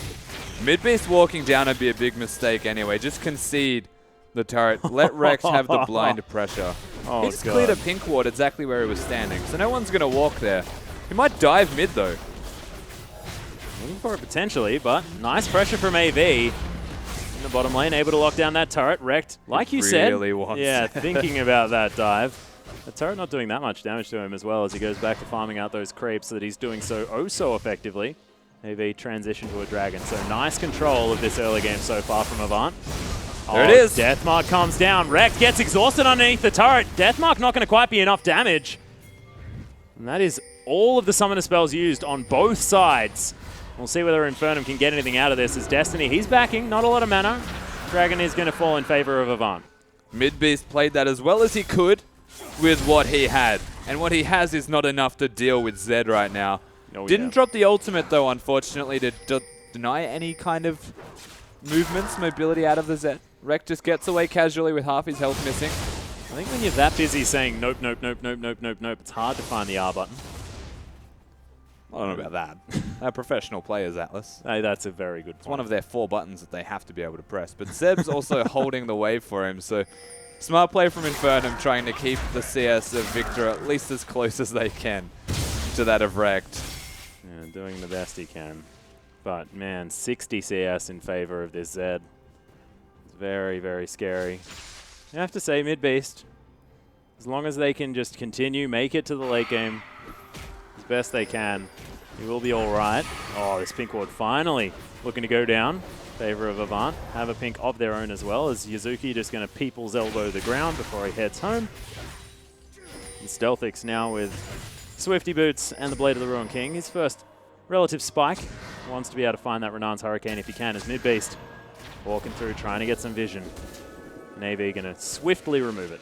And the real question now, and it's not an easy thing to do, how can Infernum utilize their shot calling of Yuzuki and get mid-beast going in some way?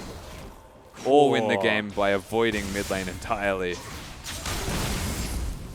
Well, if anything can be said, mid-beast is at the point where he can actually grab some farm. But look, there's another tweet.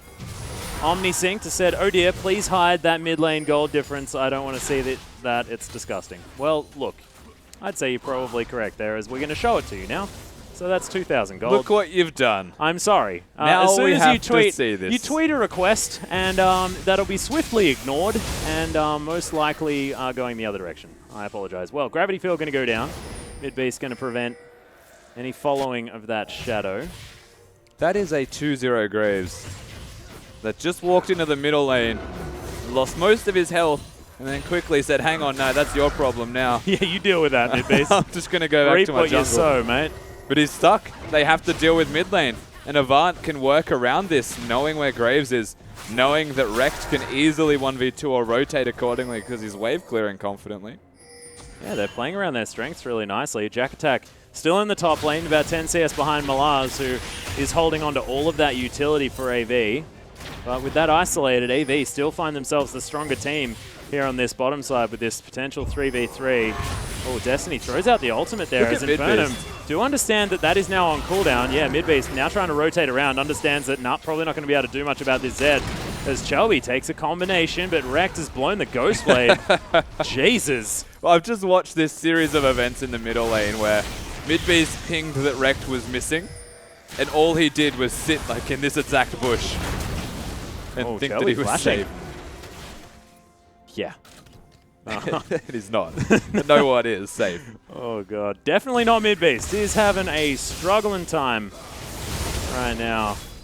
The shield from his Q is at least able to negate some of the damage of the Shuriken. Says Max, struggling to find a positive in this lane as Jack Attack able to use his passive to get a lot of his health back now that Spirit Visage is there. He's actually struggling, though, in this top lane as well. Yeah, he is. Not able to fight his way through the 1v1 trades. Malaz just able to poke from a distance. Does have a Spirit Visage, so relatively okay with sustain. And of course, like a roughly 30 back for each minion that he kills now. Yep. Shelby coming in. Oh. Oh, no. Well, Seb actually going to take the cocoon with him as there's the claw flash use from Seb straight away to get out of the way of this frozen tomb. Oh, you Rek are now done. running so fast. Yuzuki, can he get the unbreakable there in time? Mid-beast comes around. Rek may have overextended. One more auto attack's going to get the stun as he is going to get stunned. Seb going to pick up the kill. That's going to get rid of a whole lot of their money as Infernum, the team fight kings by the looks of things, able to turn that one around nicely. Chelby. There's turrets there. Yeah, cute little play to try and get out, but that turret's going to get a couple of bolts in. Flashes forward. That was the traffic cone to stop all traffic from Jack Attack. AV ignoring things in the bottom lane as they pick up a turret, but man, Jack Attack's playing the series of his life. They're getting some kills here across the board, Infernum. This is a big deal. Infernum against Seb. Use the ultimate to try and get back. This is the Yuzuki show from start to finish in this particular fight. One auto attack off the stun. Rek goes down and even cops Yuzuki's Braum ultimate. Again, flashes, gets the passive. This is all about Braum. And then, of course, Jack Attack puts down the Gandalf staff. Oh, yeah. Essentially just says, you can't pass. Well, he can't. Nope, Oh, get back man. here. Of course, but you can't, I mean, you shall not. Chomp, chomp, chomp, chomp. Very cute. Maybe I may have exaggerated a little bit on the series of his life, but he's definitely playing well. Does have the Swifty boots now as he's building towards that Titanic Hydra. So adding in some wave clear for the Trundle is definitely a good idea. But you know what that got them, Atlas? What did it get him? Nothing. Yeah, problematic. It lost him a turret. It lost them objectives and global gold for the entire team of Avantgarde. Yeah, well. The gold lead has closed a bit, though. True. 4-1 in the kills. Is Yuzuki actually going to unbreakable that cocoon? Disengage from Infernum. We did have a tweet from Carrot Colossus saying Yuzuki, a contender for the all-star support. And he's a sub, guys. That's what you got to remember. Yuzuki really putting the team on his back while he's here just for a moment. That's the #1, ladies and gents. Yuzuki is with a U. It's Yuzuki. Yuzuki. It's your boy. Yeah, boy, Yuzuki. Well, Malaz just going to claw his way into the top lane. I say that, it makes it sound like he's sort of clawing his way back or something like that. He's ahead by 20 CS, definitely doing well. As AV going to pick up their second dragon of the game, denying Infernum there first, which is probably the biggest deal about that one. And another dragon. Wow. Oh, mid-beast saying, oh man, some side lane farm. Oh yeah. Picks that one up, 153 to 215. It's pretty awful as Seb finds his way towards the top lane. Chlorodoom. Gotta love the counter synergy between Graves and Trundle, though. You put down the pillar, the Q actually stops when it hits it. No. Didn't do any damage to Malaz there. And also, he couldn't use the Q to prevent any potential E's. Oh, wait, no, it doesn't work because you just flash through it. Never mind. That ain't happening either, but they are looking for some damage on this top outer turret. Infernum want to be able to grab some of this standing gold. Yes, he's taking a lot of damage. He does have the Maw, so I don't think immediate burst would take him down. He actually potentially could have baited there. Not enough vision to really see if anyone else is nearby, so they have to back up. Now they're just trying to pressure top lane turrets and get mid-beast, whatever they can, or whatever they can afford to give him. And they're waiting on Stealthix to have his 2 items spike before they look for team fights here. Whereas Avanta in a point of power. Yeah, almost has that Renan's Hurricane. But you're right. It's looking scary here as Wrecked. Split pushing duty. No one really wants to head down to this bottom lane to deal with this crafty ninja. It's Destiny now clearing out the mid lane. Seb hanging around, does have a lot of damage available. Building even more MR by the looks of things, which is dangerous against the power of this Zed. With double exhaust, it is going to mean that they might be able to deal with him in a team fight situation, but as far as meeting him in a side lane, it's just really difficult. Yeah. He's kind of the only major issue here, though, for Infernum. So if they can work around him, they'll be happy to try and pick these team fights. That's a good point. One thing you will note, though, is generally speaking, up until this set, or at least the last game, Infernum's late game shot calling has been a little bit interesting. Okay, Loltise says, did Riot Atlas just commentate himself commentating? I don't think so. I don't think we've had much commentate-ception right now. I don't remember it, did I? Oh, when? What did I what have I done? What have I done? Loltise, I'm sorry. Not even wearing a tie. That's why he's upset. I understand. My apologies, sir. No comment on the ties. Yeah.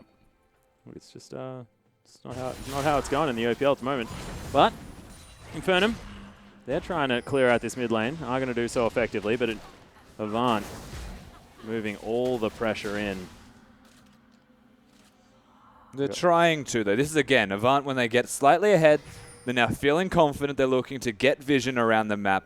And most importantly, get vision on the bottom side of the map, where Zed, Rekt, is actually having a major influence, because he's pushing them towards that inhibitor turret at all times. Yeah. Can immediately rotate mid where the outer stands. And honestly, Infernum need to give this up soon, or they'll get dove for it. Well, Blind Turkey was threatening by the looks of things, and you can see 4 members strong hanging around the mid lane, are able to lock that one down. As Stealthix takes a pretty dangerous Q there from Destiny.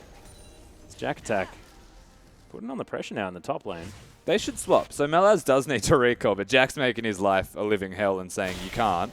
That'll be the zone use you would have to assume for this Lissandra. A big deal for team fighting. Yeah. And then they can look to maybe even put Rekt into that top lane, start to pressure the turret there. Because again, only magic resistance built for this Trundle.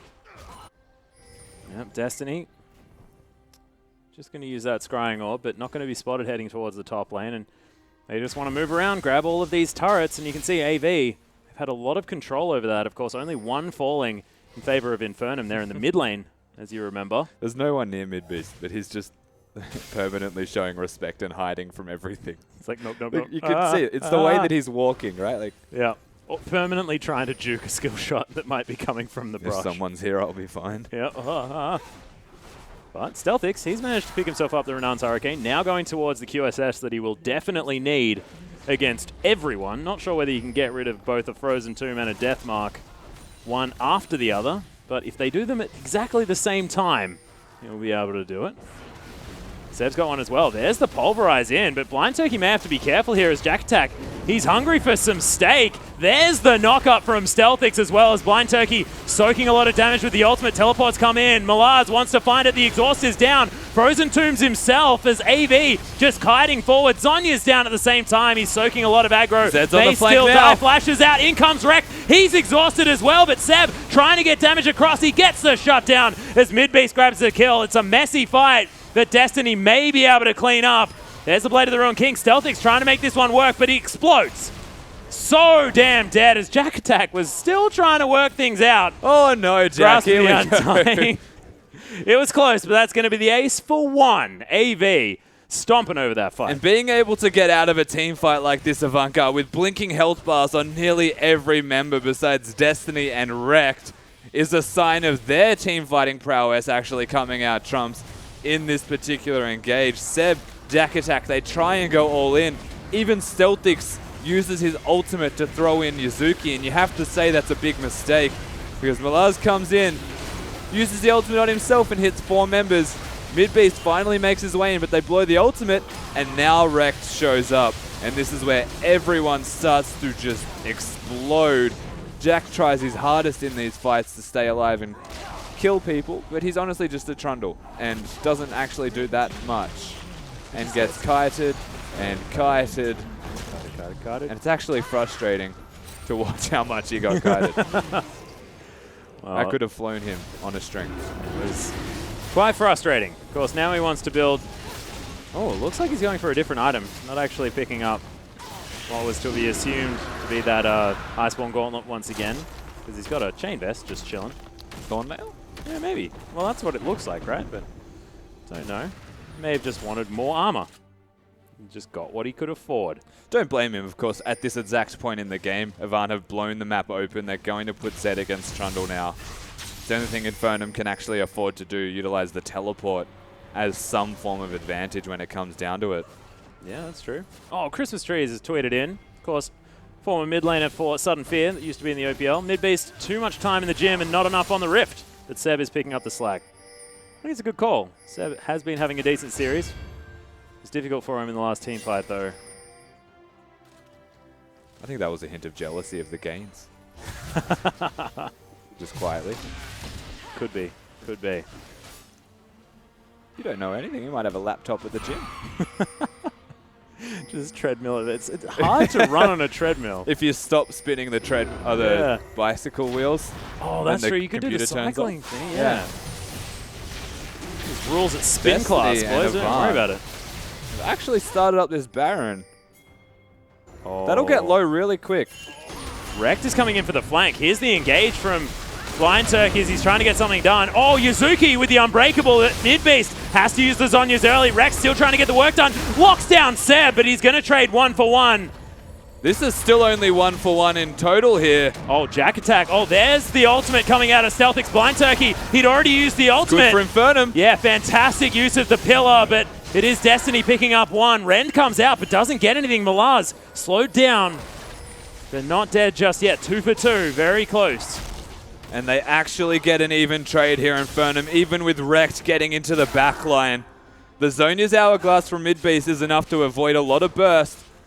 But Zed came in with that ult directly next to Seb, who had taken a lot of burst already, and picks him up pretty much immediately. Again, that was a lot of ultimates used. Yuzuki blocks everything in the front line. That Unbreakable is so good. But Seb inevitably goes down. And a little bit of overkill here, I'll say, from Infernum, using that Victor ultimate. Re-engage comes down. They trade supports essentially at this point as Yuzuki overstays his welcome in the pillar of traffic coneness. Yep. Blocks them from following any further. And it is a blue Ezreal and Lissandra, so don't overextend when you chase. Smart from Infernum. Yeah, nice kiting power from this Avant team. Jack Attack, though, looking comfortable. Didn't actually buy anything on his way back in as Malaz is just like, all right, back to splitting against this dang Trundle again. But he's doing fine, able to pick up a heck of a lot of farm here in this lane. I think it's safe to say they also weren't aware that Seb had a QSS. There's no reason for a Lissandra to use her ultimate on Graves when you know that the QSS is available. You hold on to that spell, save it for someone arguably more important. Or yourself. Or yourself. Well, exactly right. But QSS now picked up for Rekt, and you may sort of look at this Infernum lineup and think, oh, but wait, what is he going to QSS? But the biggest deal is the double exhaust, right? And the Rekt, Braum stun. Yeah, Rekt is really struggling, getting exhausted every single time, and it always seems to be available from one of these Infernum members. But AV, they really want to kill Baron. They do, and Infernum, they're generally somewhat aware of this being taken, but it's going to go down pretty quickly. The thing is, Avant get quite low when they do it. Rekt actually took a lot of damage coming out of there as well as mid-beast. Gets the speed up, looking for Malaz, but he's going to be safe here on the side. We'll see whether this pincer move is going to work. Yeah. Not going to now he's find just it. dead. Yeah, Claw of Doom's come out. Has to use the flash to get away from the traffic cone. That was a very silly claw from Malaz, forcing his own flash out. I think he was sort of expecting for the collapse. Well, the shot calling then was just not refined enough from Avant. Yeah. If he was expecting the collapse, he should be calling that he's going, or Avant should be following him up. They made a mistake. They forced a summoner. And that's also a flash gone from Chelby. Oh, now they're going in, though. Seb's going to get caught by the cocoon. Massive damage from these shurikens. Another Unbreakable's brilliant, though. Look at the burst damage out from mid-beast as Rekt tries to get in and out again and does so successfully. Look at the health bars melting as Destiny picks up Yuzuki. Stealthix still alive on the back line, but it may not be enough. He just walks into amongst it and is just going to fall down. Seb now with a decent chunk of AoE, but it's not enough. And that teamfight just was all AV. AV find themselves so far ahead, even with a great Unbreakable out of Yuzuki. Not enough to keep the rest of his team alive, and Rekt time and again just gets into the backline so effectively on this Zed. What a big deal for this team, and again, Malaz hits a better ultimate. Oh, Cocoon Jack could be in comes trouble. down as well. Yeah, Jack Attack has to use the flash. Q even lands. True Shot Barrage comes through. Oh, Jack Attack. He's tanky enough. He's got a Thorn Mail. He'll be fine. Oh, that's magic damage. He's got a Spirit Bazaar. She'll be fine. He has resistances, Atlas, as we are going to see this again. Blind Turkey engages. Yuzuki blocks a lot. His ultimate hits a lot. God. And mid-beast even Zonya's Stealthix QSS of Zed. But Zed's still doing damage with his shadows in the middle of that fight, taking them down. They're fighting on top of a choke point against the Lissandra and an Ezreal. And the zoom in on Stealthix. He kind of just walked into a bush where He they did, were because he he had did. no vision. He's like, if I'm going to die, I'm going to do so excitingly in amongst all of my Rip enemies. Stealthix KDA. Yep. 2015. One in chat if you're sad, etc. Wait, what was the thing that Carvin said? Never mind. Never mind. Not very good. You really are digging yourself a grave today. Hey, and we're looking at Seb. He's going to be taking down a red buff for himself. Not going to deliver that over to Stealthix this time around as AV looking for their fourth dragon. They've been getting every single one of these so far. Clearing out the vision here at the same time, so. The Objective game well and truly in favor of AV. They took the inhibitor, of course. 8,000 gold now in the lead. Looking to go to a game 3 here, ladies and gentlemen, on our first day this week of the OPL. Very exciting stuff. This will be our second, third game. Direwolves and Chiefs doing it the first time. Direwolves able to take that victory.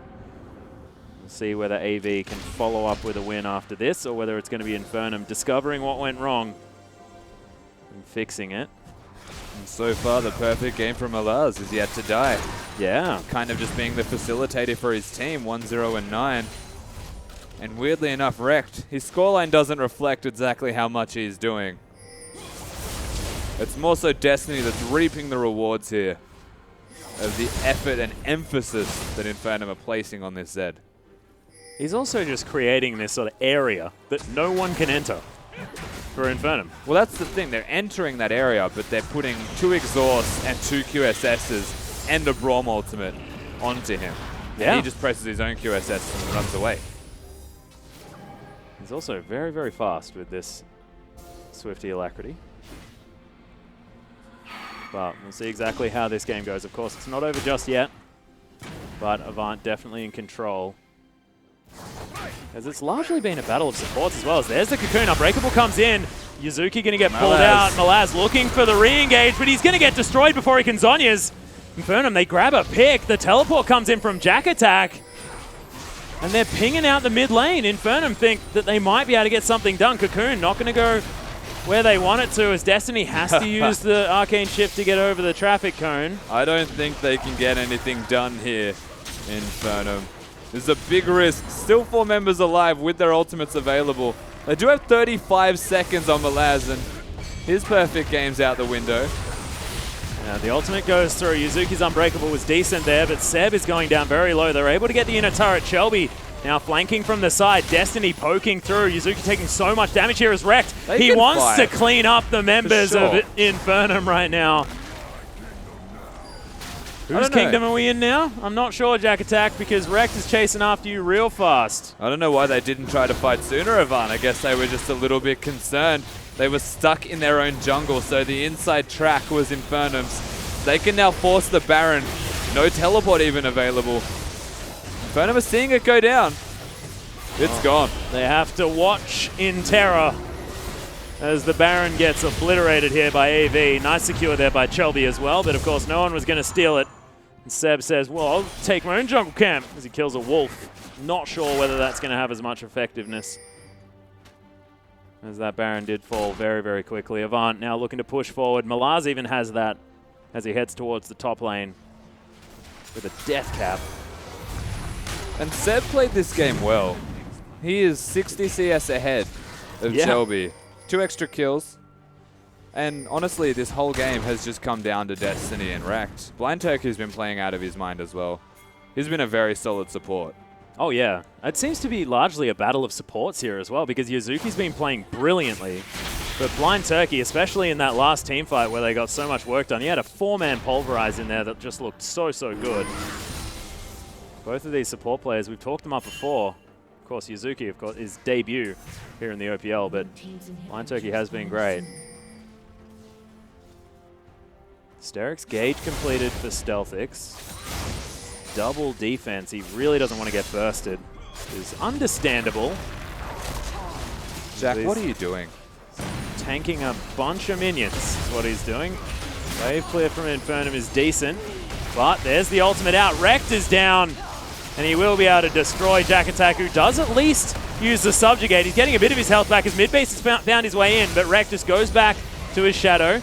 Throws down the Chaos Storm. Malaz taking a lot of damage, but AV now pushing on the bottom side as well.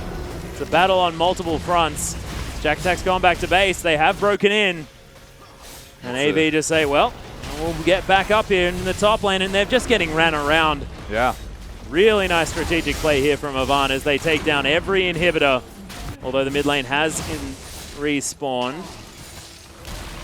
That's a slow, patient game here from Avant and desperate from Infernum. Yeah, Yuzuki throws out the ultimate. Not entirely sure what he was trying to achieve there. True Shot Barrage straight into an Unbreakable that was already up.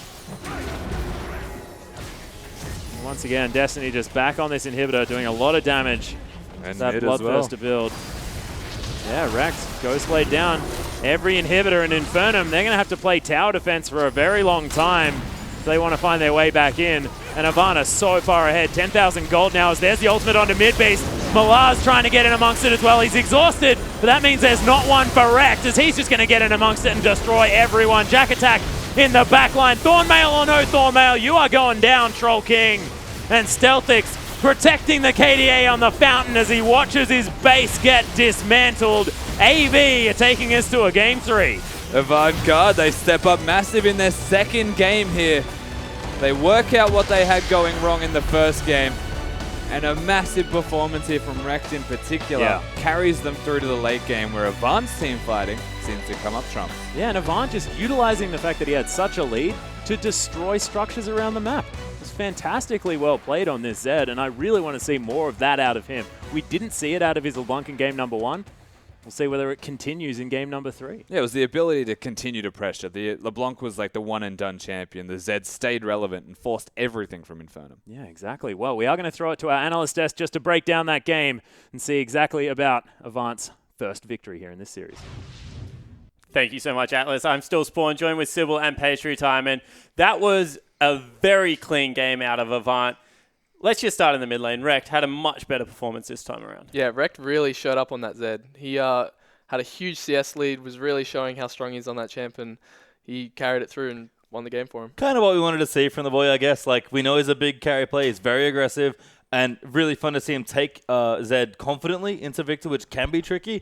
And yes, he had a good LeBlanc game, but this game was even better from him. And again, sort of a greedy build there. Tiamat first is interesting, but I'm going to trust the kid. He probably knows what he's doing more than I do. And just in general, was able to actually take the greedy build and convert it into map pressure. Yeah, he certainly was. And what that meant is that in the end, it was like a 2-turret versus like 12. They destroyed everything on the map there.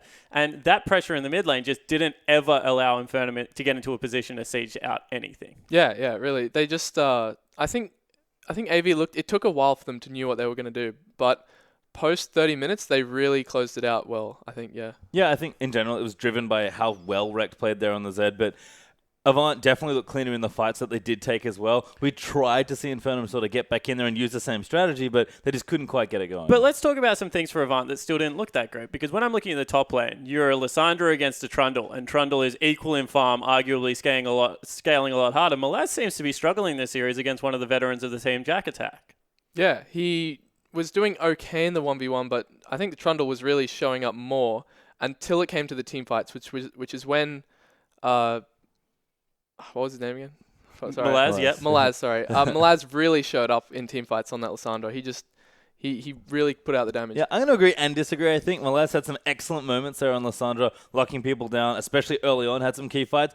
Also had some not so great moments there as well, so the Lissandra maybe not as polished for him as the champion, but it was nice to see Rect and Malaz take more aggressive champions, take playmakers, and then actually do stuff with them. All right, so they had all right games, but the person I want to look at that I actually think had a fairly poor game was the jungler for Avant, Chelby. He was down 30 CS, he was down a couple of kills, kept walking into the jungle of Seb and nearly getting himself killed time and time again. What did you think of Chelby's performance? Because we're like, just go bottom and dive the bottom lane. It's a 2v3 at all points at this stage. Yeah. Chelby could have... There was a lot of opportunities for Chelby to just tower dive. They had Alistair, they had Zed. They could have just roamed together, dived a lot of the towers, got a lot of kills, but he didn't really put out the pressure he needed to. I feel like in general, old habits die really hard for Chelby. He loves fighting people in the jungle. We talked about him. We like his aggression, but maybe a little too much there. Yeah, it certainly was a lot of aggression, but one thing I will compliment Avant on, last game we gave the team fighting at least late game over to Infernum. This time around, Avant really did show up. I think we have a replay of one of their last team fights that was around the Baron. Actually, we don't have the replay, but they were able to get like 4-man Lissandra ultimates in there. Malaz in that stage was very good. Blind Turkey and Alistair had a pretty clutch game. Yeah, Alistair's had 2 really good games in a row, so maybe he looks for be a contentious support here. I think we've seen Destiny play much better on the Ezreal, which is also nice. And just in general, once they got there, and it was a bit messy perhaps, Avant looked very clean towards Yeah, them. they certainly did. They looked clean. They picked up the Game 2 win. So we're going to Game 3. Don't go anywhere, because in 3 minutes, Game 3 between Invite and Infernum will be on your screen.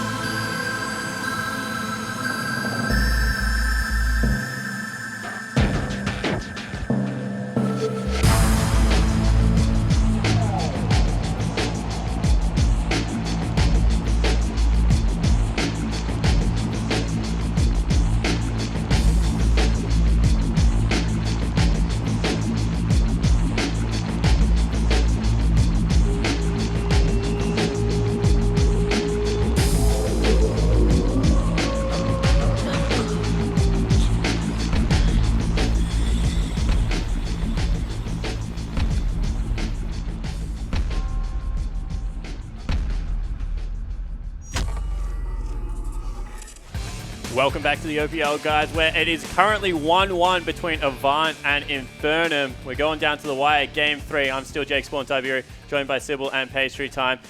However, guys, at home, we do want to know how you're watching, so tweet at @lol_Oceania, hashtag IamOPL, of course. Send us a photo of how you're watching the OPL. Get your computer screens in there, your mobile phones, or your feet. If you're underwater, that would be fantastic. We've had some weird pictures so far, but we want some more. We'll announce the winner tomorrow on the show. You, of course, get Jin and his new skins. But getting back to this game, Avant in that time around, they actually showed up in the team fights late game. It seems whoever has a late game team fighting support at the moment is coming out ahead. How important is Alistair to get off the ball? I think very, actually. Both Yuzuki, who's been playing excellently all series long, to be honest, and Blind Turkey have shown that when you have such a strong playmaking support, you do just that. You start making plays. And I think the way the teams are playing, it's a little bit scrappy. I think maybe messier than both either team would like in their wins and their losses. And Alistair helps clean up so much of that and just say, we need to go, let's go. And he just goes.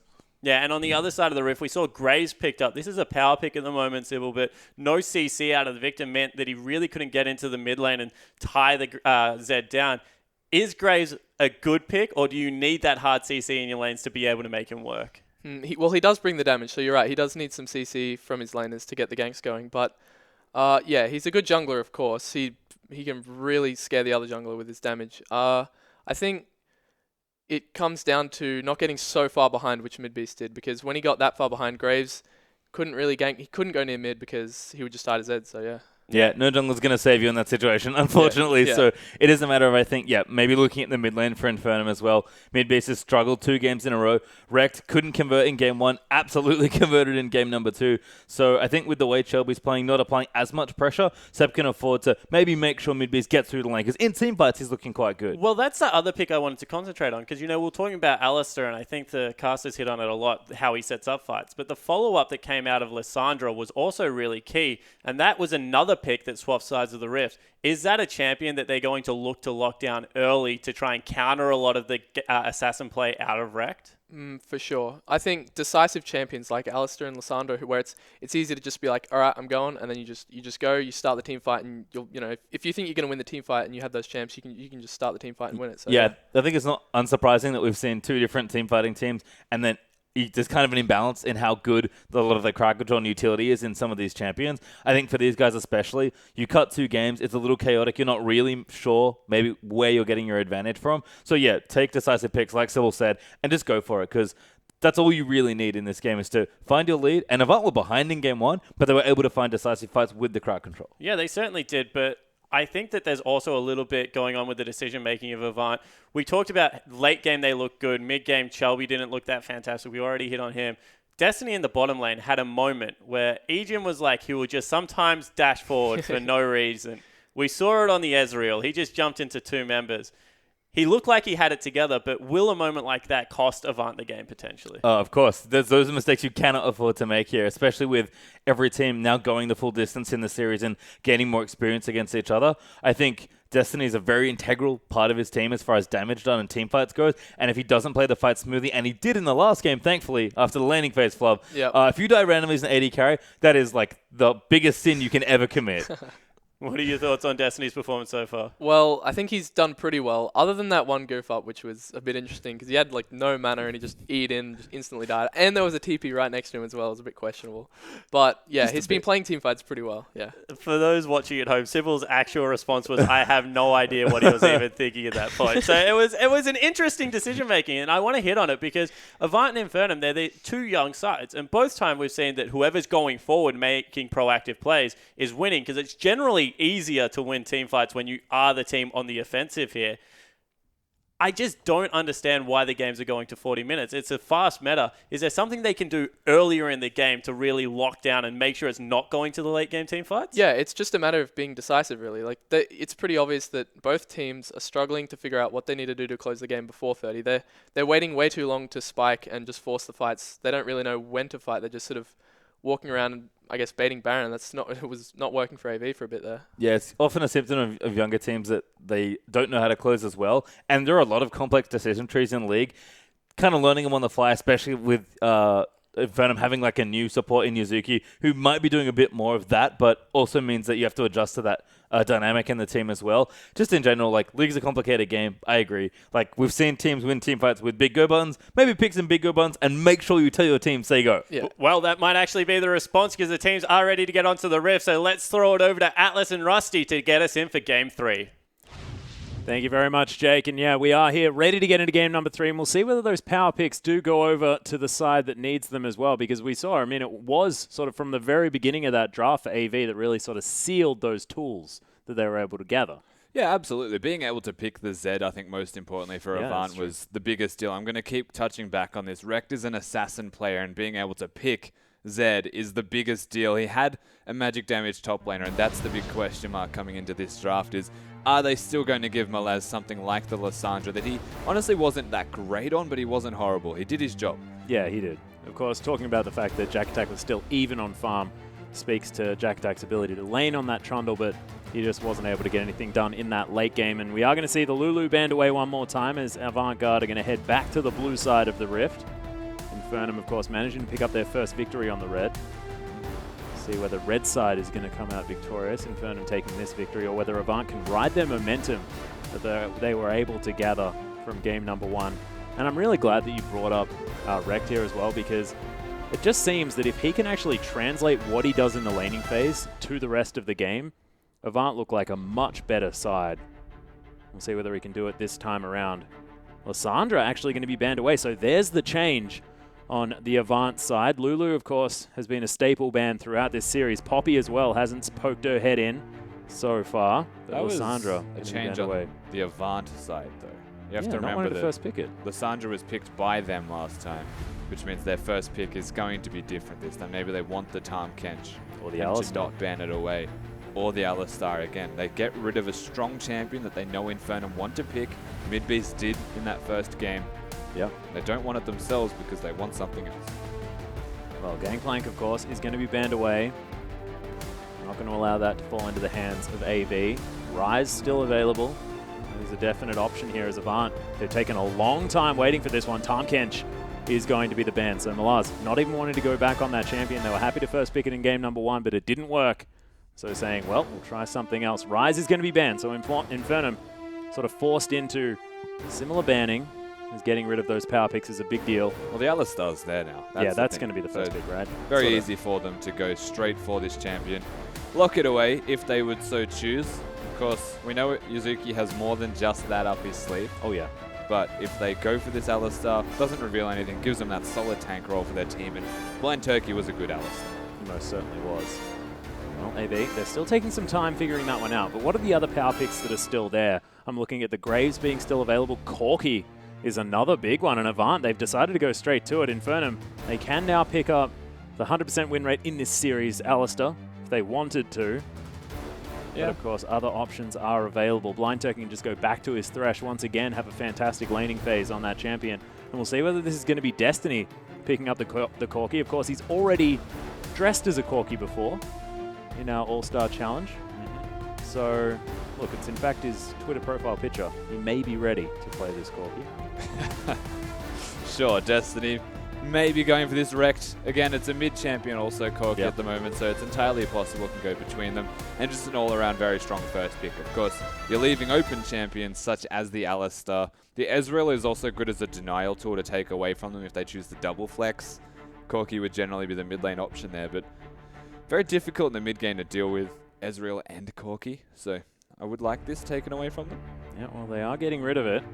As Jack Attack takes away the cow, Seb picks up the Ezreal for either mid-based or Yuzuki. And AV now with some options. Of course, jungle is all still available. The Graves is there. Yeah. The Elise still available if Shelby wanted to go back to what has been a default pickup for him. Of course, we did see, he played this last week and it looked good, Yeah. irrespective of the result. Cycling through a whole bunch of stuff, but I would like to see the Zac, much like Sybil would, sitting over there on the desk. That would be crazy. I think the Zac, something that can engage for Avant, Yeah. definitely worth considering. The Elise has been okay. Been a bit lackluster though, to say the least. So something that's more reliable with an engage tool would be a much more effective option here for Avant. Of course, they can default to Elise, but Yeah, well, Rek'Sai is the consideration here. Of course, both Seb and Shelby have moved back to the Elise from the Rek'Sai, but Rek'Sai has been very, very good for Shelby. Of course, managing to pick up a couple of victories in the first week against Hellions on that champion. Hasn't been back to it since. See how it goes, but that's Bard locked in. Okay. It is indeed. Bard, playmaking support. Yeah. Picked here for Blind Turkey. One thing he loves to do is make plays. Not going to say similar to the Thresh by any means, but is more of a lower range, poke around and do as much as you can, and every single aspect of Bard is playmaking to some extent and can win or lose your team the game. Yep. So very important that Blind Turkey shows up here and goes big for his team. I'll definitely default to your opinion on the Bard, as of course you've played that champion a heck of a lot. Trundle locked in here as well as the Elise, so Seb defaulting back to a champion that he's played a fair bit. Of course, hasn't been able to this series as Shelby's been locking it in relatively quickly as Jack Attack looks like once again going back towards the Trundle. Yep. No reason not to go back to it anyway. He's a solid Trundle. Yeah. Has this innate ability here as Jack Attack in particular to be a tank while still having some aspect of carrying to his kit. Yeah. And being able to deny other tanks is what separates Trundle from the rest. You just press R on them and they really struggle and have to run away.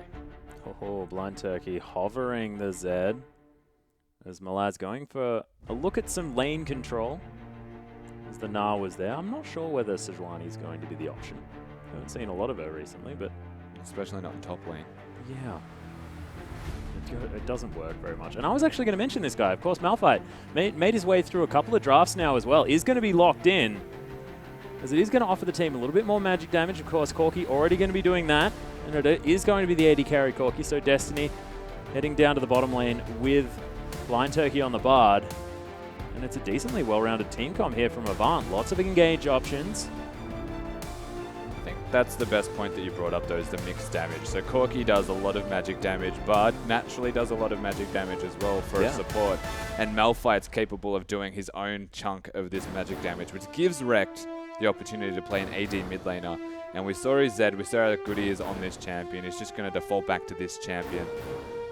And not a bad draft here whatsoever from Avant, but of course Midbeast gets the option this time. Yeah, and this is Midbeast's sort of default champion as well. This is what he falls back to if he really wants to win his lane. Of course, tried his very best against Direwolves. Of course, Fantix playing that Twisted Fate in that game that Midbeast was able to Ahri. Did actually do decently in the lane. It was just the rest of the lanes that went not so well. And they were able to come out on top. But Infernum now with their lineup very pick looking at the moment with sort of the split pushing Trundle there in the top lane. But AV, it's like we said before, I mean, it's just looking very well rounded. We'll see how they are going to play this one out. But the big tanks battling in the top lane. And this one looks like it favors Trundle. It does to an extent, of course. What we're looking at now from Avant is a team composition that can deal with any mid-game stagnation whatsoever. Just actually force fights, make engages go. They've got Rek'Sai to follow up. My only concern looking at this team composition is they've got Bard Malphite. There's a chance that this goes so very right. But there's a chance that this goes so far from right and just goes absolutely wrong. Yeah, very similar to the Orianna-Janna synergy, which is not so great, ladies and gentlemen. Yeah. Well, you know, they're just teething problems, guys. Teething problems. As you know, it's very early in the OPL. Yep. They're a team that haven't been there for quite so long. We'll see whether they can work that one out. But, ladies and gentlemen, we want to hear your opinion on who's going to take this game. Use that hashtag AVWin if you think that AV are going to be able to take the back-to-back victories to round out the series, or whether you believe in Infernum and think they can pick up their first win here in the OPL. Both of these team comps looking pretty good. The Alistair, of course, being a linchpin at the moment in the hands of Yuzuki as well, who's been able to control a lot of these fights. We'll see whether Infernum are going to be able to utilize it, but down to the wire, and we'll just see whether Rekt can do the same thing again. His namesake there in the mid lane. Absolutely. Had a great game too. Was decent in game one. The saving grace was that Midbeast was better team fighting with the rest of Infernum. Something that they'll have to show up and do again this time around, but he got the counter pick this time, Midbeast. He chose Ahri into Zed, so if he goes down in this lane, no one to blame but himself. That is very true. But Infernum already moving up, and this time not actually going to have the 5-stack moving into the enemy jungle. Very defensive start. It's both teams looking to just defend if they can. Stealthix once again back on the Ezreal. Played it 2 games in a row versus Hellions. Didn't manage to find the win, but definitely made it towards that late game.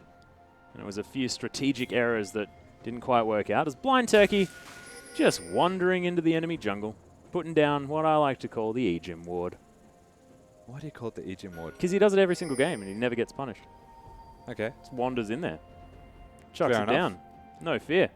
So the jungle start ward, in other words, to see where Seb is going to be beginning his jungle route and whether or not Stealthix and Yuzuki attempt to do a jungle camp at level 1 of their own. It gives a lot of information from one single ward, to keep that in mind. So maybe it is the E-Gym ward. That's a frog. That's a frog. That is, oh, he's hidden. See a frog. He's about to there jump. he is. Oh, no, Froggy! Oh, why do we have to start the game with frog Our suicide? sadistic spectators. We went from frog suicide to Stealthix missing his first Q. This has gone from bad to worse. Oh, man. I've got nothing. Yeah. That's just heartbreaking. Oh, well. AV managed to take down the Stone Brothers. I mean, that's a thing. Shelby is attacking himself a blue buff as just beasts are dying all over the rift. Oh, God. The Crimson Brambleback also going to die as Seb's going to take that one down.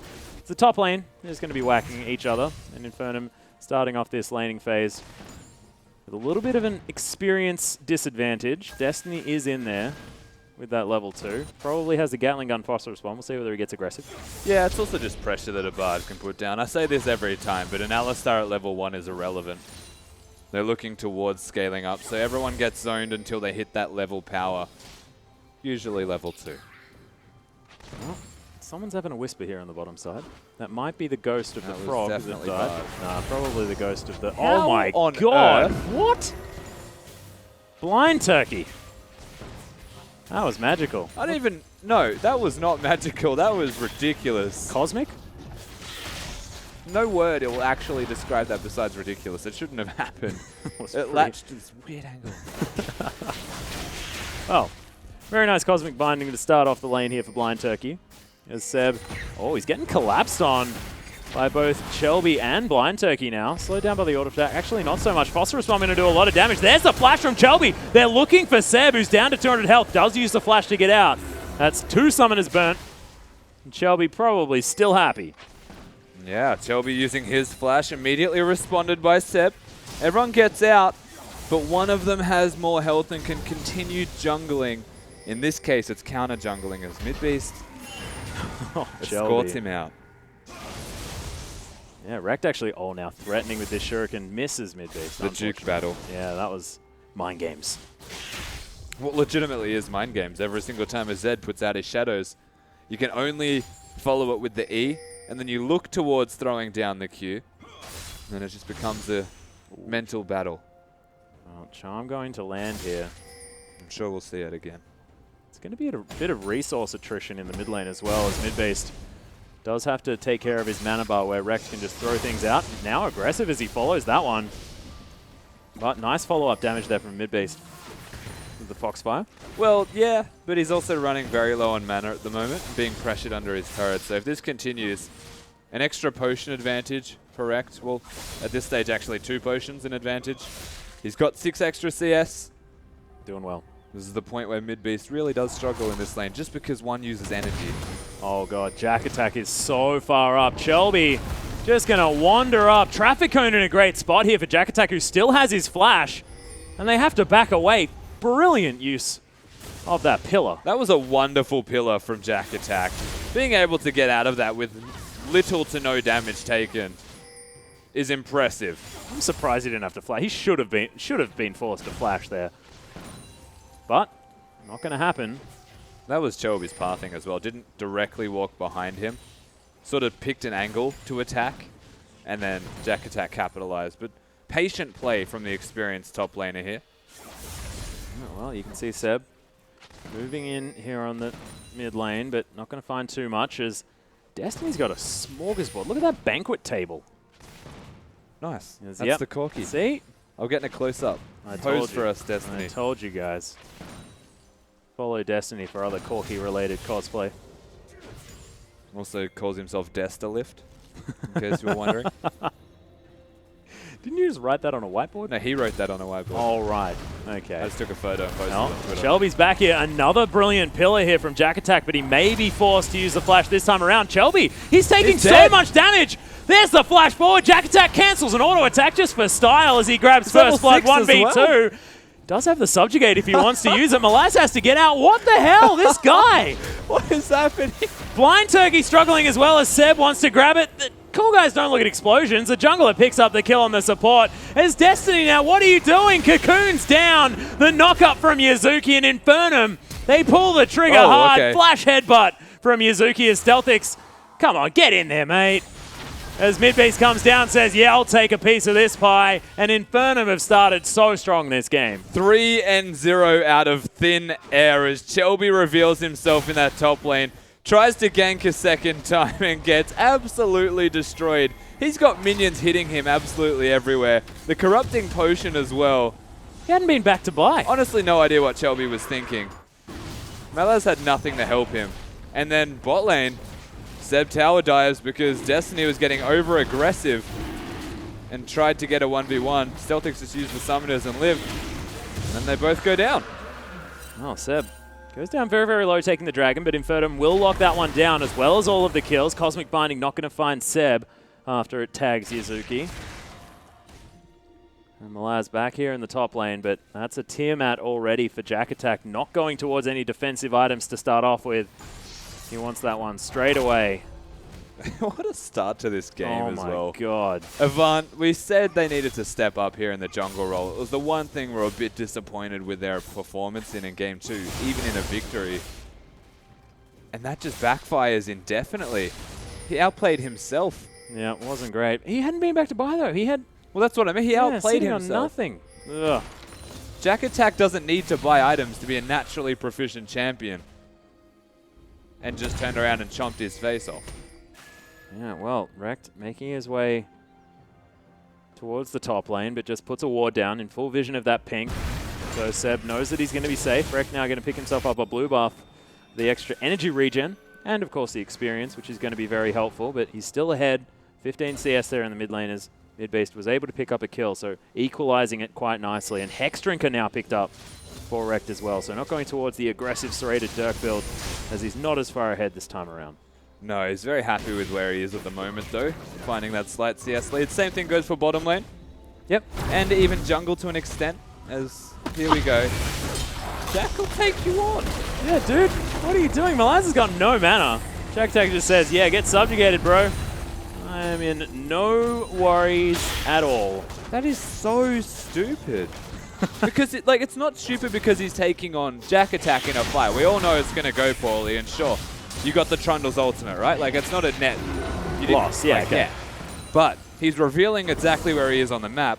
Seb's immediate response will be like, well, I know where he is. I'm just going to go clear vision on this side of the map and look for ganks where I can. Yeah, freely as well as Seb going to take down a Rift Scuttler. It's just knowledge. The one thing you don't want to give up in this game for free is knowledge in competitive games. But by going top lane like that predictably and just zoning Jack Attack away so Malaz can recall, I mean, sure, you do you. Oh, Deathmark still available there in the mid lane as Midbeast was forced back, used the ultimate there as well. He chucks out the last couple of charges just for fun. Now just using that Q from range. So Rekt, once again, just so much pressure in this mid lane. Seb is here this time. Though. Remember, Rekt has his ultimate, and there's an inkling feeling that Seb will die. Yeah, there's the Q. Uses the Deathmark as the charm comes out. What is going on here in this mid lane? As Shelby's going to find his way around. No one's going to die. But I just didn't know where Rekt was going to go. Went to his W. Yeah, a couple of times. I feel like we need to slow-mo that one for Yeah, Atlas. no, please. His head actually just exploded. Just a little.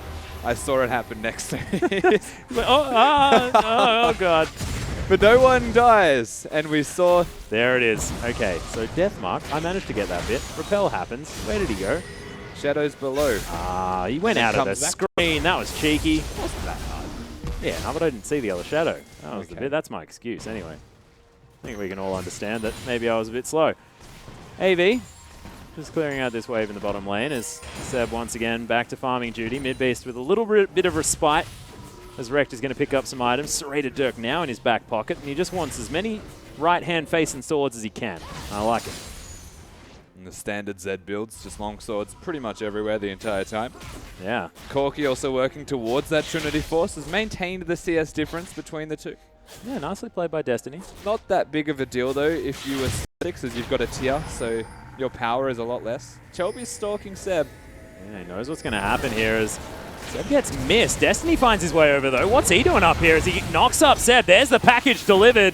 Seb trying to get out of here, but he's not tanky at all. Shelby steals the kill away. Jack Attack's going to kill Malaz underneath his turret. He's going to fall down, but that is message received. Shutdown comes in for Wrecked of all people, and AV, they will answer brilliantly and possibly be able to pick up a turret. It's getting madly pinged. That was 5 members just casually coming to the top lane from Avant. We're seeing a lot of early map movement from both of these teams. Rex now back in that middle lane trying to wave clear and deal with it. Ezreal's going to push bottom, but this is how Jack Attack decides he just wants to kill Malaz. Just, you know, flash ult, chomp him, and the ultimate's enough to take him down, especially with the corrupting potion, I will add. Yeah. But he dies, and not just him. Deathmark was down onto mid-beast. Rex not able to find too much there with Yuzuki hanging out.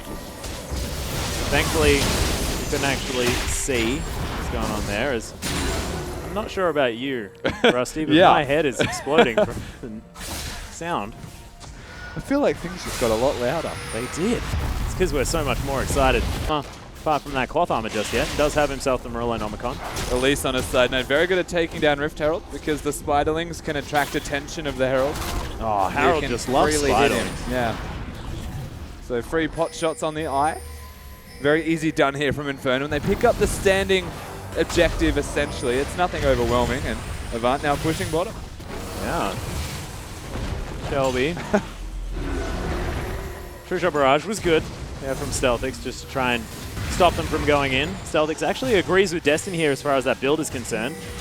He's doing his best to farm with these Qs. But one thing AV have been doing fantastically is pushing down these side waves and getting objectives. Ultimate was used by Malaz there in the top lane, as you just saw. Yeah. Vernon putting on the pressure, so they will be able to answer that bottom outer turret, but they'll keep the turret Wow. lead. What the heck damage was that? Okay, Wrecked. That was a solo shove out the outrageous. mid lane. The Thunderlords procced with his entire combo that connected. And Midbeast just ults out of there immediately. He wants nothing to do with that. No risk of going down once he goes over to the Raptors. But holy moly. Message Did Rex just received, push you man. out? Message received. Well, Jack Attack continues to push here on the top side. Yuzuki's hanging out. Big difference as well between the top laners. Oh, there's the Cocoon. Oh, the ultimate comes in. Seb just says, well, I'll just repel to my red buff. It'll be fine. That was nice from Seb though. Yeah. Very well played mechanically, I will admit. Gets out nothing actually touching him at all in that entire time. And Infernum, they've capitalized on the top lane advantage that Jack Attack has. They're now consolidating Jack Attack's advantage, grouping on this middle lane. How are these stuns connecting? I don't know, but here they are. How did that hit Stealthix? That was ridiculous. It is going to be Infernum picking up first blood as far as the mid lane towers are concerned, and they do have Harold building up the damage of these creeps that are now super dead. It takes a lot for things to be super dead, but Rekt is doing a lot of damage, so he can get it. Yeah, pretty much everything Rekt touches turns to super dead, I Yeah. guess, at this point in the game. Not level 11 just yet, though. Not quite. A big deal once he hits that. The only level 11 member on the map is Jack Attack, who you have to say is going Big to need deal. to put the team on his back. Well, I mean, he is a big tank guy, and if tanks do anything, it is carry things through hazardous territory. By things, I mean people. That's pretty rude. Stealthix looking for a back opportunity, will grab himself that Sheen. We'll see how close to that Iceborne Gauntlet he can get from this buy.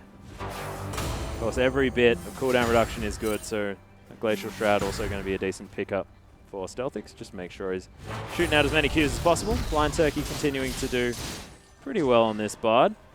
See how he goes in these late game team fights and things like that though, Rusty, because you were talking about the fact that Bard is just one of these champions that can make or break these fights. Absolutely. The thing with Avant-Garde's team composition is no matter how poorly the top lane goes, Malphite will be relevant in team fights. Yeah. And there is a real opportunity that those team fights backfire on them. The thing that Infernum are now looking towards is having Jack attack split push. Because I don't think there's any conceivable manner that Malaz can deal with Jack attack. I'm not sure whether Rect can deal with him either. They've got the package here too. And Malphite, so they're just going to go all in on this turret. They have an opportunity to. They also have Blind Turkey whispering weird stuff to Infernum, Yeah. which is freaking me out. Probably freaking them out as well. Cocoon going to go wide. This turret was already prepared from Rect. They are going to be able to lock that one down very easily with some added pressure from a couple of extra people. He's not going to stop I think it doing is this. his kingdom now. Yeah. He got it right this time. Oh! Oh, no! Well, I think the package was actually... Oh, Tempered Fate not going to find Jack Attack. yeah, but he's, look, he's in trouble. Well, it's his kingdom, but I believe Avant are doing their very best to deny it from him. Oh, look at that damage back on Direct. The Subjugate giving a whole lot of health there as well. He's dead, but I mean, he's doing a great... I don't know. Charm comes down. Blind Turkey takes the end of the Orb of Deception. He's running so fast on his territory. The flash over. Deathmark is there. Rex says, well, I have to give you a lot if I'm going to take this one down. Gets ignited by Mid Beast as well, but it's not going to be enough.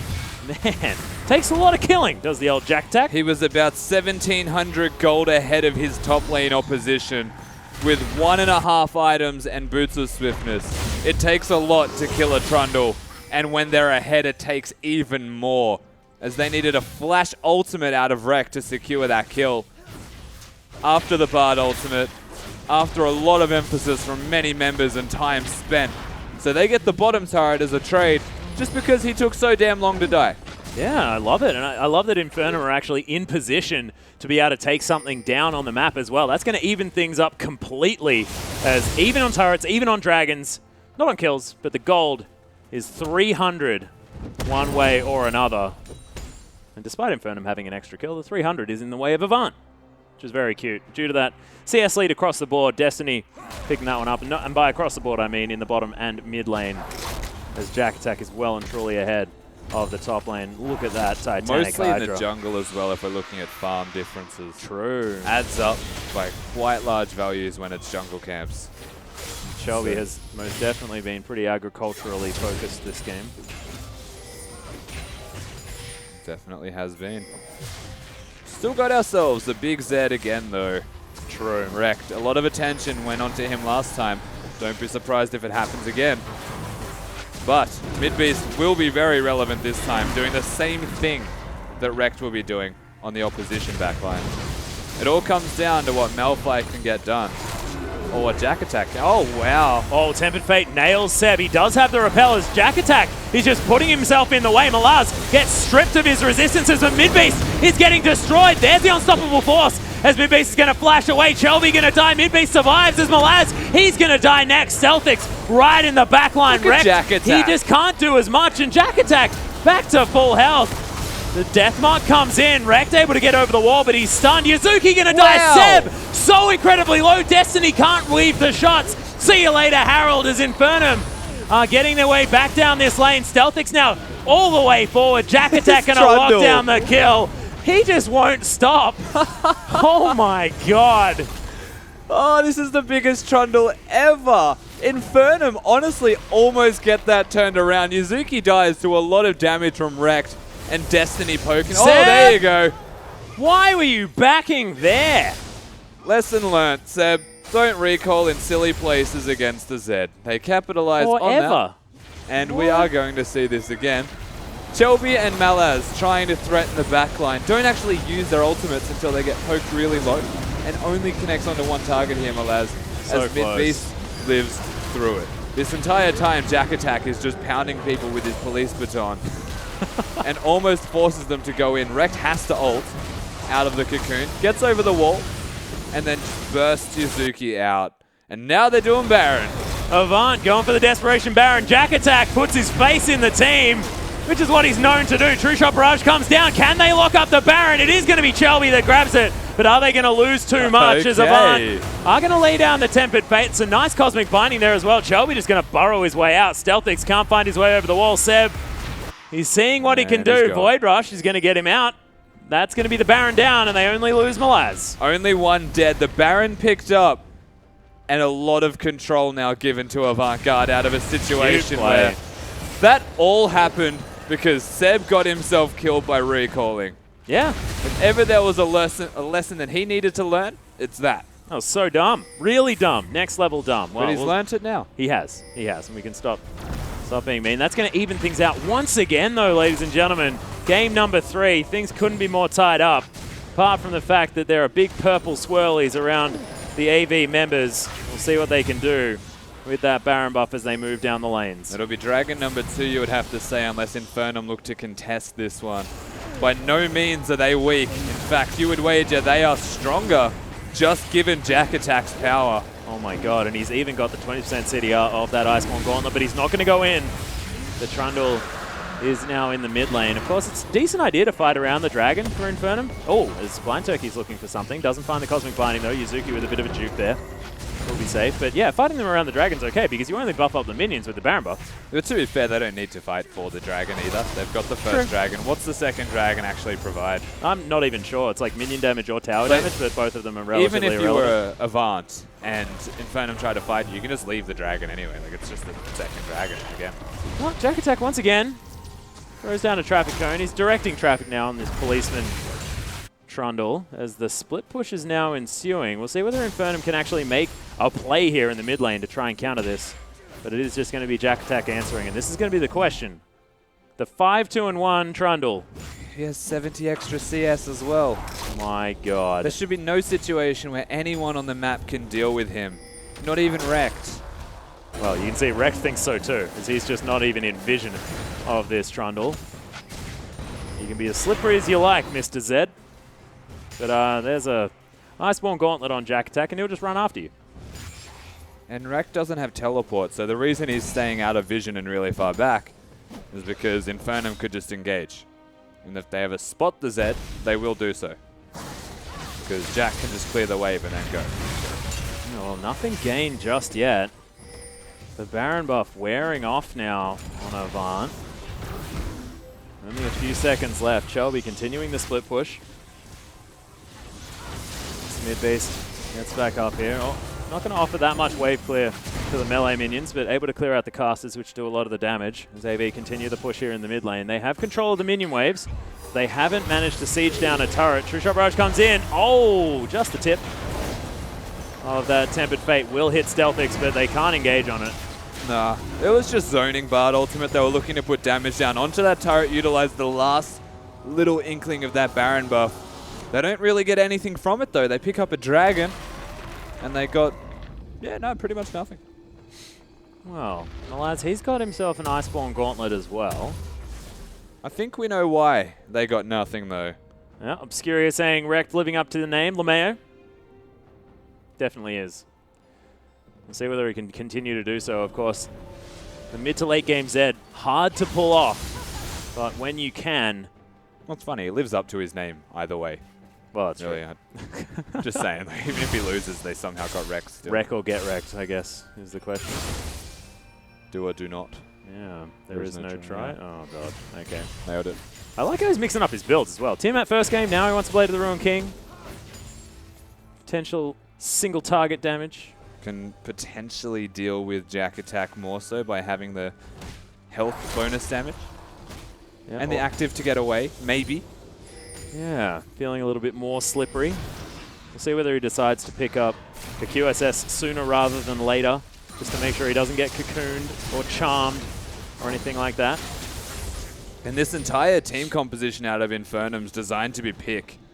They've got Jack Attack to put down the pillar if he's ever with the team, displace a lot of people, force them into cocoons or charms. And then you've got the follow-up from the other respective spell as well as an Alistar. And the whole time, Celtics will be doing damage. The biggest concern is that between an Ezreal and an Ahri, if one of them dies, I don't know if the damage is there across the board. Unless Jack Attack can just outlast everyone and bite them to death. I think that seems to be it. I think it's possible, but right now, Jack Attack needs to look at the bottom lane. Even consider changing out the Titanic to Ravenous. Just to be able to commit stay to here. it, yeah. Yeah, forever, and actually be able to out-trade confidently. Well, already having a decent time here against Malaz as Frost Queen's claim has come down. Yuzuki is going to catch Chelby there as he gets slowed down. Tempered Fate comes in, grabs Mid Beast and Seb. Yuzuki just being a brick wall for his team. All the skill shots missing here on the side of AV as they clean up the minions. And Jack Attack now just fighting Malaz. Not going to get stunned against the wall from Blind Turkey as they're all collapsing on this Trundle. He's running pretty quick as Stealthix hops over the wall. Aggressive play from the Ezreal, but is going to save his top laner. The flash now down, though, from Jack Attack. This red buff under fire. Jack Attack is once again back in the bottom lane. This isn't a big deal, though. What's the big deal? Midbeast doesn't have his ult.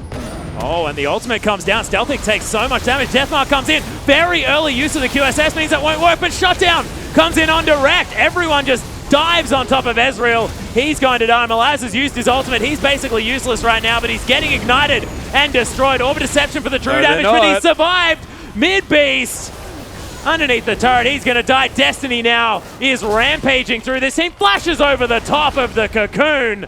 That was some stylish play as now Seb and Jack Attack trying to get out of this one. Slowed down. And Seb going to use the repel, trying to create some distance. They're out. Yeah, they just cannot do enough damage by the looks of things as the cocoon comes down to the Blind Turkey. Pillar there as well. The disengaged Lords, Tempered Fate flashed out of the way of, and they're now underneath the turret. Shelby, what are you doing? Get your tunnels out of there.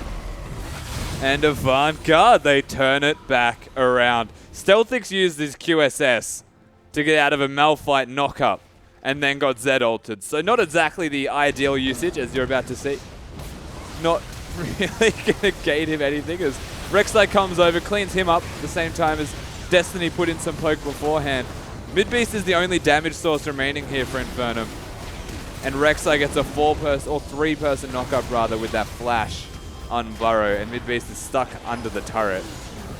Yeah, Chelby's CC was so huge. Yeah, it was poor follow-up here from Infernum. They should have kept Stealthix alive and worked back and kited. It's what their comp's designed to do. Pick, kite, poke, siege. And also maybe not team fight against use that QSS on the old Deathmark as well, perhaps. Honestly, it wasn't that big of a deal because the Zed didn't do a whole lot of damage to him, so the pop wasn't massive. Oh, there's the ultimate actually out of mid-base, as he may have caught Blind Turkey here. That's going to be Stealthix picking up the kill, and by may have, I mean he definitely caught him. Infernum, they grab the support. We'll see whether they can translate this. Of course, the Trundle still split pushing on the bottom side. Malaz holding onto this minion wave as best he can. Trundle's moving in. Rekt utilizing his wave clear, but it may not be enough. Yuzuki, big burly cow in the front line. And Infernum, they grab this inner turret. Is going to create a gold lead for themselves of 500 right now, but it's not a whole lot. Traffic cone goes down. Seb comes in. He's going to slow him down with the Dead Man's Plate, but Destiny's going to offer some more wave clear as well. It's Infernum playing aggressively, and I like it. This is almost coming down to a poke battle here between these guys. Who can make the pick more effectively? If you look at the side of Infernum having the Elise Ari, generally they can make the initial pick. They can do it reasonably effectively, but if they ever open themselves to an opportunity and Malphite Ultimate connects or Bard Stun hits the right person, then they just go. And if Avant go, I don't know if they have the damage or the ability to counter-engage here on this Infernum lineup. They've been forcing Ari Ultimates defensively time and again. This is their saving grace, is they have a Jack Attack who is huge split pushing. 100 CS in the lead. And Zed cannot deal with him. So Zed has to team fight, and it's not always going to plan.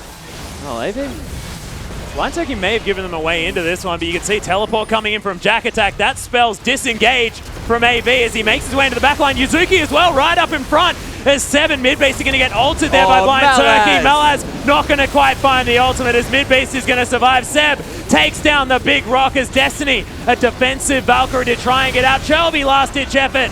Is mid-base still going to survive that one, and AV have to get out. Seb follows the ride, and Stealthix going to follow. The Bard now in trouble as he flashes over the cone. And Jack Attack, he's the tank. He's trying to soak aggro, but no one wants to fight him. He's too big. They seriously cannot fight him. Zed runs away in that fight without having an impact. Doesn't even use his ultimate, and they can't win the fight that way. That is for certain. Man, Infernum. Jack Attack, Rusty. I've been waiting.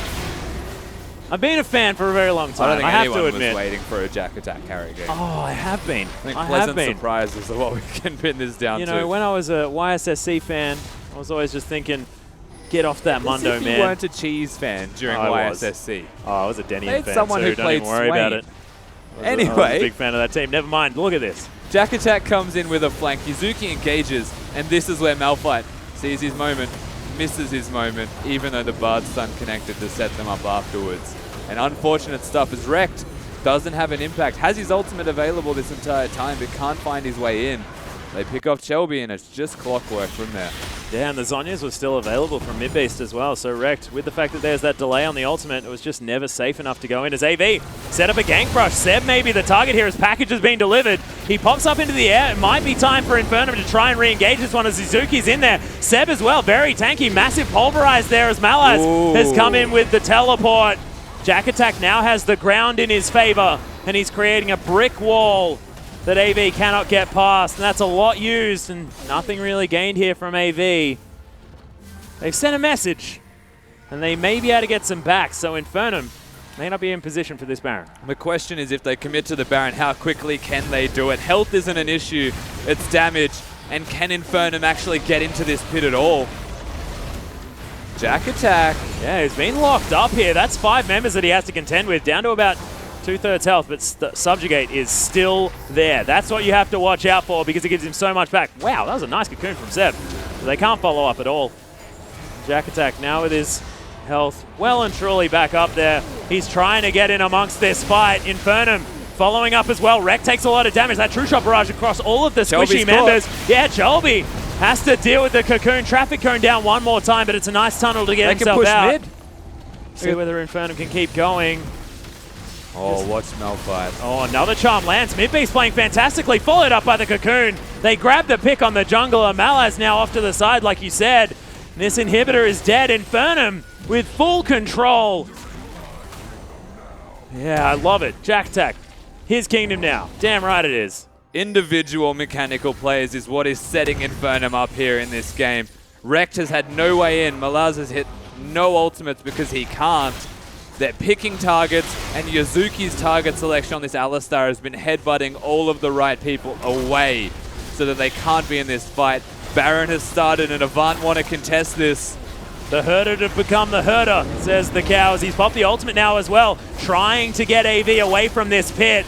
Infernum are still on the Baron. This is still dangerous, most definitely. It's going down very low. Tempered Fate not going to find anyone as Yuzuki's going to die. Wrecked able to pick up that kill. Big ultimate comes in. Double now for Wrecked. The Baron is going to fall down, but Seb's going to die. Stealthic's now in trouble as Jack Attack, the last man standing. Destiny looking for it. Wrecked very low. Shutdown comes in as Destiny's over the top. That is 4-0 in favor of AV. The Baron remains only on Jack Attack. Empowered Recall comes down, but AV just wants structures.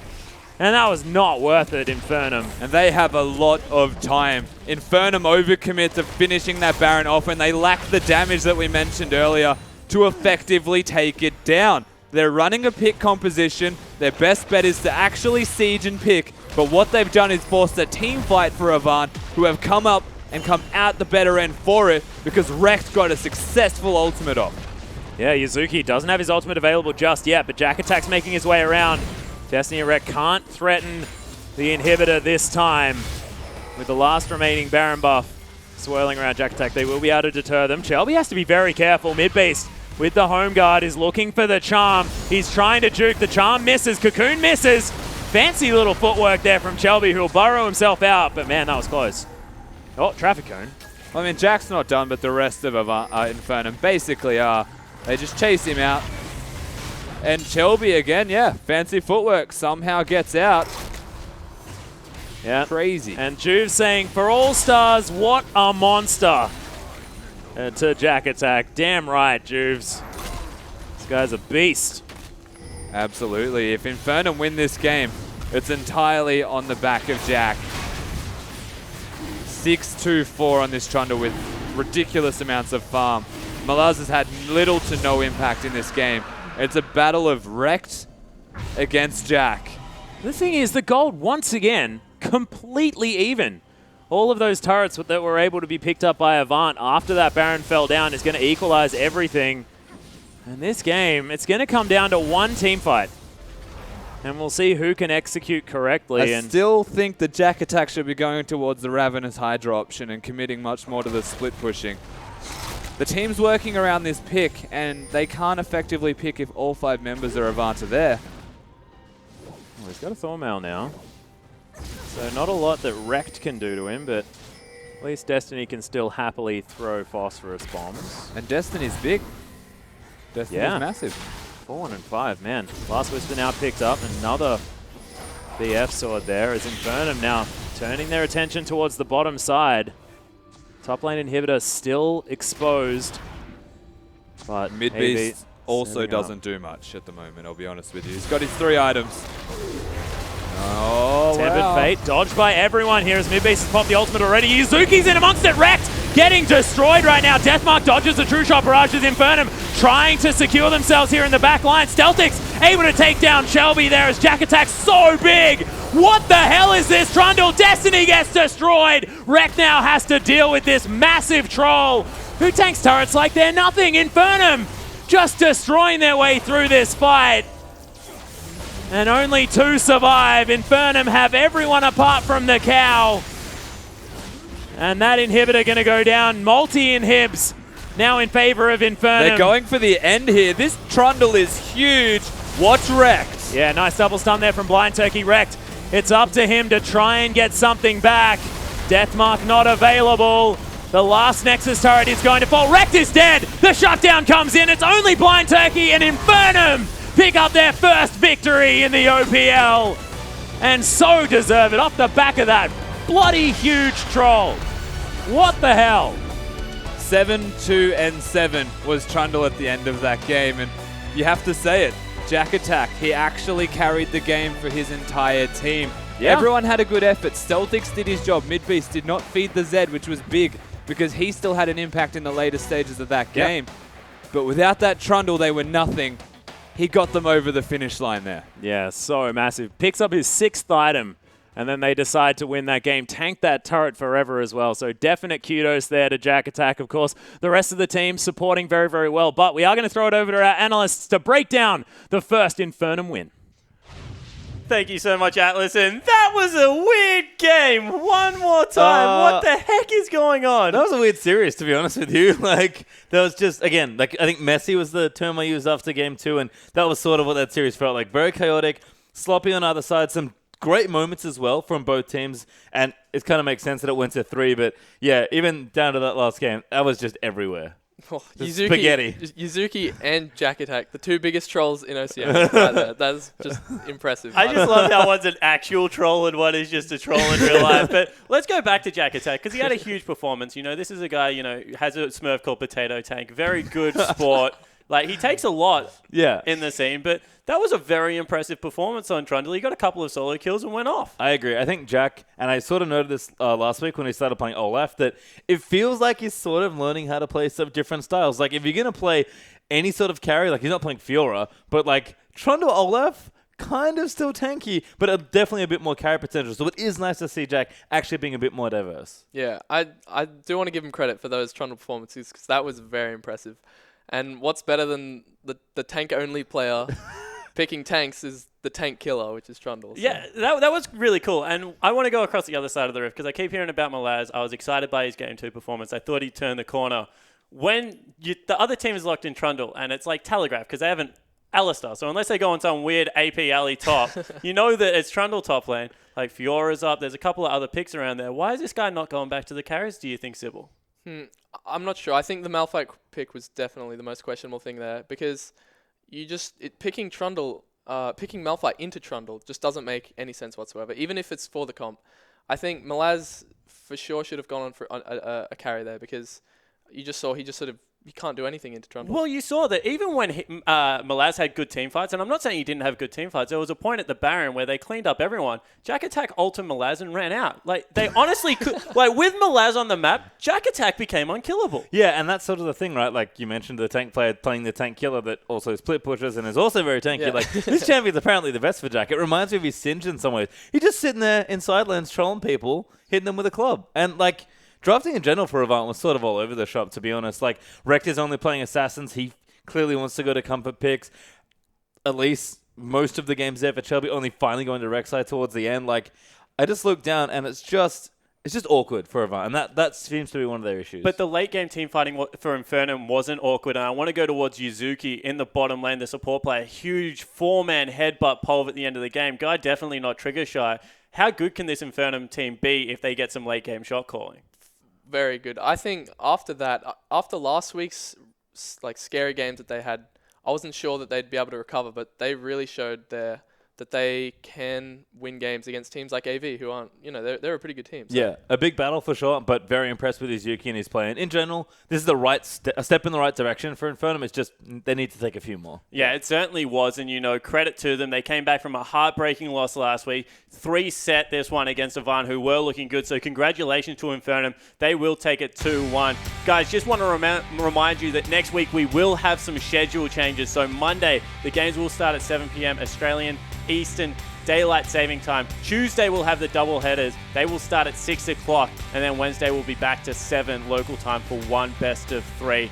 Tomorrow night we have a huge game coming up. However, it will be Hellions taking on Legacy in a battle of our two teams with gaming houses. Do not miss that one. That will start at 6 o'clock Australian Eastern Daylight Saving Time. But for myself and all those guys on the desk and our whole production crew, really want to thank you for tuning in tonight, and see you tomorrow.